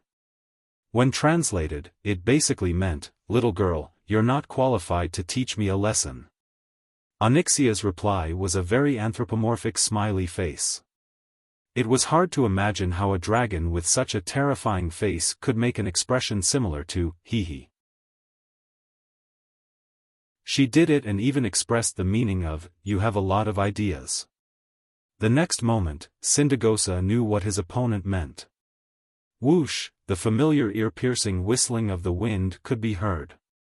Before she could do anything, hundreds of tons of artillery shells rained down on her head. When she was at her peak, these artillery shells wouldn't be a problem at all. The so-called artillery shells had to hit the target and trigger the firing pin and fuse in the shell to explode. Previously, Sindagosa had used her unparalleled icy aura to freeze all the artillery shells within a 500-meter radius around her. The firing pin was frozen, and the explosives connected to the fuse could no longer explode. All the artillery shells turned into metal lumps and fell straight to the ground. But now? The intense clash between the ice and fire elemental domains had consumed almost all of her magic power. Furthermore, much of the magic circuits on her body had been destroyed by Onyxia in melee combat. She was now a pure bone dragon, and a half-crippled one at that. This time, the air fleet, which had been stifled for so long, finally struck gold. The artillery shells rained down on the area where Sindagosa was, and in an instant, the barren hillside was shaved off by 1 or 2 meters. That's enough. After Onyxia's transmission, the fleet ceased fire in satisfaction. Onyxia dove down, and with the acceleration from free fall and her own acceleration, she reached an extreme speed of over 200 kilometers per hour. The tremendous kinetic energy fell on the struggling Sindagosa, and the first blow broke the already fragile dragon's spine in two. Not giving her opponent any chance, Onyxia flung Sindagosa's severed lower body away with her tail. Her 4 dragon claws latched onto her opponent's bony wings, shoulder blades, and neck. Her dragon mouth accurately bit down on the neck below the bone dragon's skull, and with all her might, she tore at it. Ah! Sindagosa's soulfire let out the most tragic wail. Then, her huge dragon skull was bitten off. Bah! Onyxia spat out the dragon skull and used her claws to pry open the remaining ribs of Sindagosa's upper body. At almost zero distance, she used her ultimate move against the dark blue soulfire on the bone dragon's chest. Onyxia took a deep breath. It was a classic move that made countless players' scalps go numb. Deep breath. The scorching heat melted the nearby sand into a translucent glass-like substance. Not to mention Sindagosa, who bore the brunt of the attack. After adding another dragon breath to the soulfire on Sindagosa's skull, Onyxia grabbed the skull with her claws and flew unhurriedly towards the command center in Lordaeron. Under the focus of the magic searchlights, Onyxia, who was larger than before, slowly flapped her wings and descended. She casually threw Sindagosa's skull into an empty space, and under the gaze of thousands of Alliance soldiers, she once again became Countess Katrana. The Alliance recruits who hadn't seen this scene let out cries of surprise. If it were the Black Dragon Princess of the past, she would definitely be pissed. But now, she pretended not to hear it. Gently holding the hem of her red dress with both hands, Onyxia came before Duque and the higher-ups of the Alliance. She knelt on one knee and said in a clear voice, "My beloved lord. Your mount, the Earth Aspect Dragon Onyxia, has completed the mission you assigned and successfully killed the fallen Blue Dragon Queen, Sindagosa. She has returned to report." Her words caused a commotion among the surrounding Alliance soldiers. What was cool? This was what it meant to be cool. Queen Sin Dorii next door had an ancient red dragon mount, and those elves were so arrogant. Compared to them, we humans are the truly awesome ones. Just look at Commander Duke Marcus. He stepped into the divine realm as a mortal, and even used a Earth Aspect Dragon as a mount. Faced with the cheers of 666 from the onlookers, Duque also felt proud. He smiled and said, "You will be rewarded, but we'll talk about it later." Onyxia, who had been serious just a moment ago, suddenly blushed.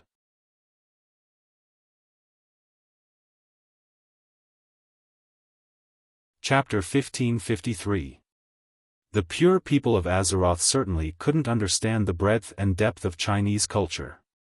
They hadn't been told about the pun, so they couldn't understand it even if they thought about it for the rest of their lives. Onyxia wasn't keen on exploring dragon caves, but she liked the feeling of relying on strategy to make the other party fall into a trap and win in the end. It was a kind of pleasure that the other party couldn't defy fate no matter how hard they struggled or resisted, and would eventually be destroyed. Standing on the side of the victor, standing under the banner of the god of fate, compared to this, it wasn't so unacceptable to suffer and become a mount for a while. Besides, after Duque stepped into the divine realm, she didn't lose face, and no other four-colored dragons would make things difficult for her because she became Duque's mount. It was a bit annoying to be forced to work when something happened, but when she had nothing to do, she could sleep on a dragon bed full of gold, and her days were quite comfortable. Onyxia, who had nothing to complain about, stood proudly beside Duque under the gaze of the Alliance soldiers. Duque nodded and then opened a magic communication mirror with Alexstrasza. Onyxia just killed Sindagosa, who had degenerated into an ice dragon. It was only a short sentence, but it was exchanged for 10 seconds of silence from the Red Dragon Queen. After a long time, she sighed. This matter shouldn't have been handled by the Dragon Slumber Temple.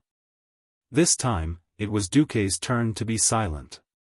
The Queen's silence was embarrassment, and Duque's was protest. Please clean up the mess of the dragons yourselves. Alexstrasza didn't know what to say. At the end of the day, it was Malygos himself who wasn't kind. His wife had been seriously injured by Nesario, but he had run away in a lunatic. Well, she was dead, and she couldn't even return to the Dragonbone Waste where the dragons slept. She fell halfway, and her soul carried a deep resentment towards him. 10,000 years had passed. Even after killing Deathwing Nesario, and Duque repeatedly reminded him to pay attention to Sindagosa's remains and not be used by the Lich King, Malygos still didn't pick up his wife's 10,000-year-old bones because of his pride. Now, his dead wife and his former minister had been picked up to be an ice dragon. Malygos still did not care, sticking his head in the sand like an ostrich to escape reality. Alexstrasza, of course, could feel Duque's anger. She felt very guilty towards this demigod of Azeroth, who had helped the Dragon Slumber Shrine a lot and was now on equal footing with the Dragon Slumber Shrine. I will send my subordinates to collect the remains of Sindagosa and his men, and use a soul pacification spell to suppress them in the Dragonbone Waste. I will also inform Malygos in the end. Duque's eyes narrowed into a line. To be honest, he was very dissatisfied. No one knew better than him what Malygos was doing at this point in history. To be honest, there was no cure for brain damage. Duque opened his mouth and said coldly, "You also know that we are now preparing to suppress the Lich King Arthas and his Scourge Legion. Since he even dared to desecrate the remains of dragons, I think the Dragon Slumber Shrine should be on the same side as the Alliance and the Horde." "That's right." Alexstrasza nodded heavily. "Is there anything the Dragon Slumber Shrine can do? My Red Dragon Legion can be deployed soon." With Kill Jaden's heavy losses, the Burning Legion fell into chaos. Without the orders of their commander, the Void Lords were busy fighting for power. Naturally, no demons would foolishly run to the void battlefield outside of Azeroth's atmosphere to die. Apart from the Blue Dragon Legion, which only had a few dragons left, and the Black Dragon Legion, which only had Onyxia left. In fact, as the main force of the Dragon Slumber Shrine, the Red Dragon Legion, Green Dragon Legion, and Bronze Dragon Legion were idle. The Green Dragon Legion benefited from Duque's reminder, and Isra used Elun's power to prevent the fall of Laythorn, Amalise, Tyrell, and Isidri, the four powerful dragons. The Green Dragon Legion could be said to have been saved. The Bronze Dragon Legion was still relatively strong at this time, because they had the responsibility of guarding the timeline and would not be transferred easily. It could be said that most of the dragons were bored to death. It was rare for Alexstrasza to take the initiative, so it would be a waste for Duque not to use her. However, Duque still had some concerns. "Thank you for the help of the Red Dragon Legion, but I still have a worry. I'm afraid that Malygos will be unreasonable and say that I shouldn't have killed Sindagosa. You know, his brain is a bit." Duque's index finger shook his temple. The queen was also having a hard time. On one side was a powerful ally like Duque, and on the other side was her own brother. She was caught in the middle, unable to do anything. Duque emphasized, "To be honest, I've always had deep doubts about whether Malygos is sane or not. In my opinion, any action that might destroy Azeroth is unacceptable. I've already given in regarding the Sunwell. Now is a critical moment in the upcoming war with the Scourge. If Malygos abandons his duty and attacks me, Onyxia, or the Alliance because of Sindagosa, I won't rule out the possibility of killing him myself. As soon as Duque finished speaking, both the Alliance and Onyxia, who was standing beside him, were in awe. What was responsibility? That was responsibility. Being able to beat up the enemy and protect his underlings. Only this kind of boss was truly worthy of dying for.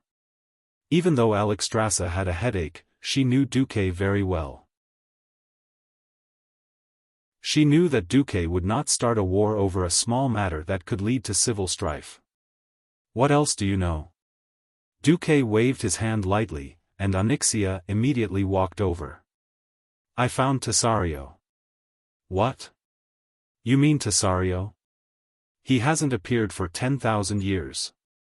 The Red Dragon Queen was shocked. "But I sensed him in the Obsidian Temple of the Dragon Slumber Temple. Not just him, there's no less than a large group of adult black dragons." The Black Dragon Princess seemed very certain. This time, Alexstrasza could not remain calm. Because the Obsidian Temple was right below the Dragon Slumber Temple. In fact, the Black Dragon Princess had never been to the Obsidian Temple. The temple that should have belonged to the Black Dragon army had been sealed before she was born. Since Duque wanted her to say it, this cunning female Black Dragon did not need to prepare a draft when she lied. After all, this was a secret that her master, who was like the god of fate, knew. Among the countless secrets of the Dragon Slumber Temple, the temples of the various dragons had always been a secret existence that the dragon aspects avoided talking about. But not long ago, the Obsidian Temple had changed. It seemed that adult black dragons had returned here and began to incubate dragon eggs and raise new young dragons. It was the twilight dragons that were considered taboo by the Dragon Slumber Temple. The one leading these black dragons was the powerful black dragon Cytherio, who had disappeared in the ancient war. You're tuning in to the Xiaofan's Wuxia Tales YouTube channel. Don't forget to subscribe and join us on this journey to catch the most captivating stories.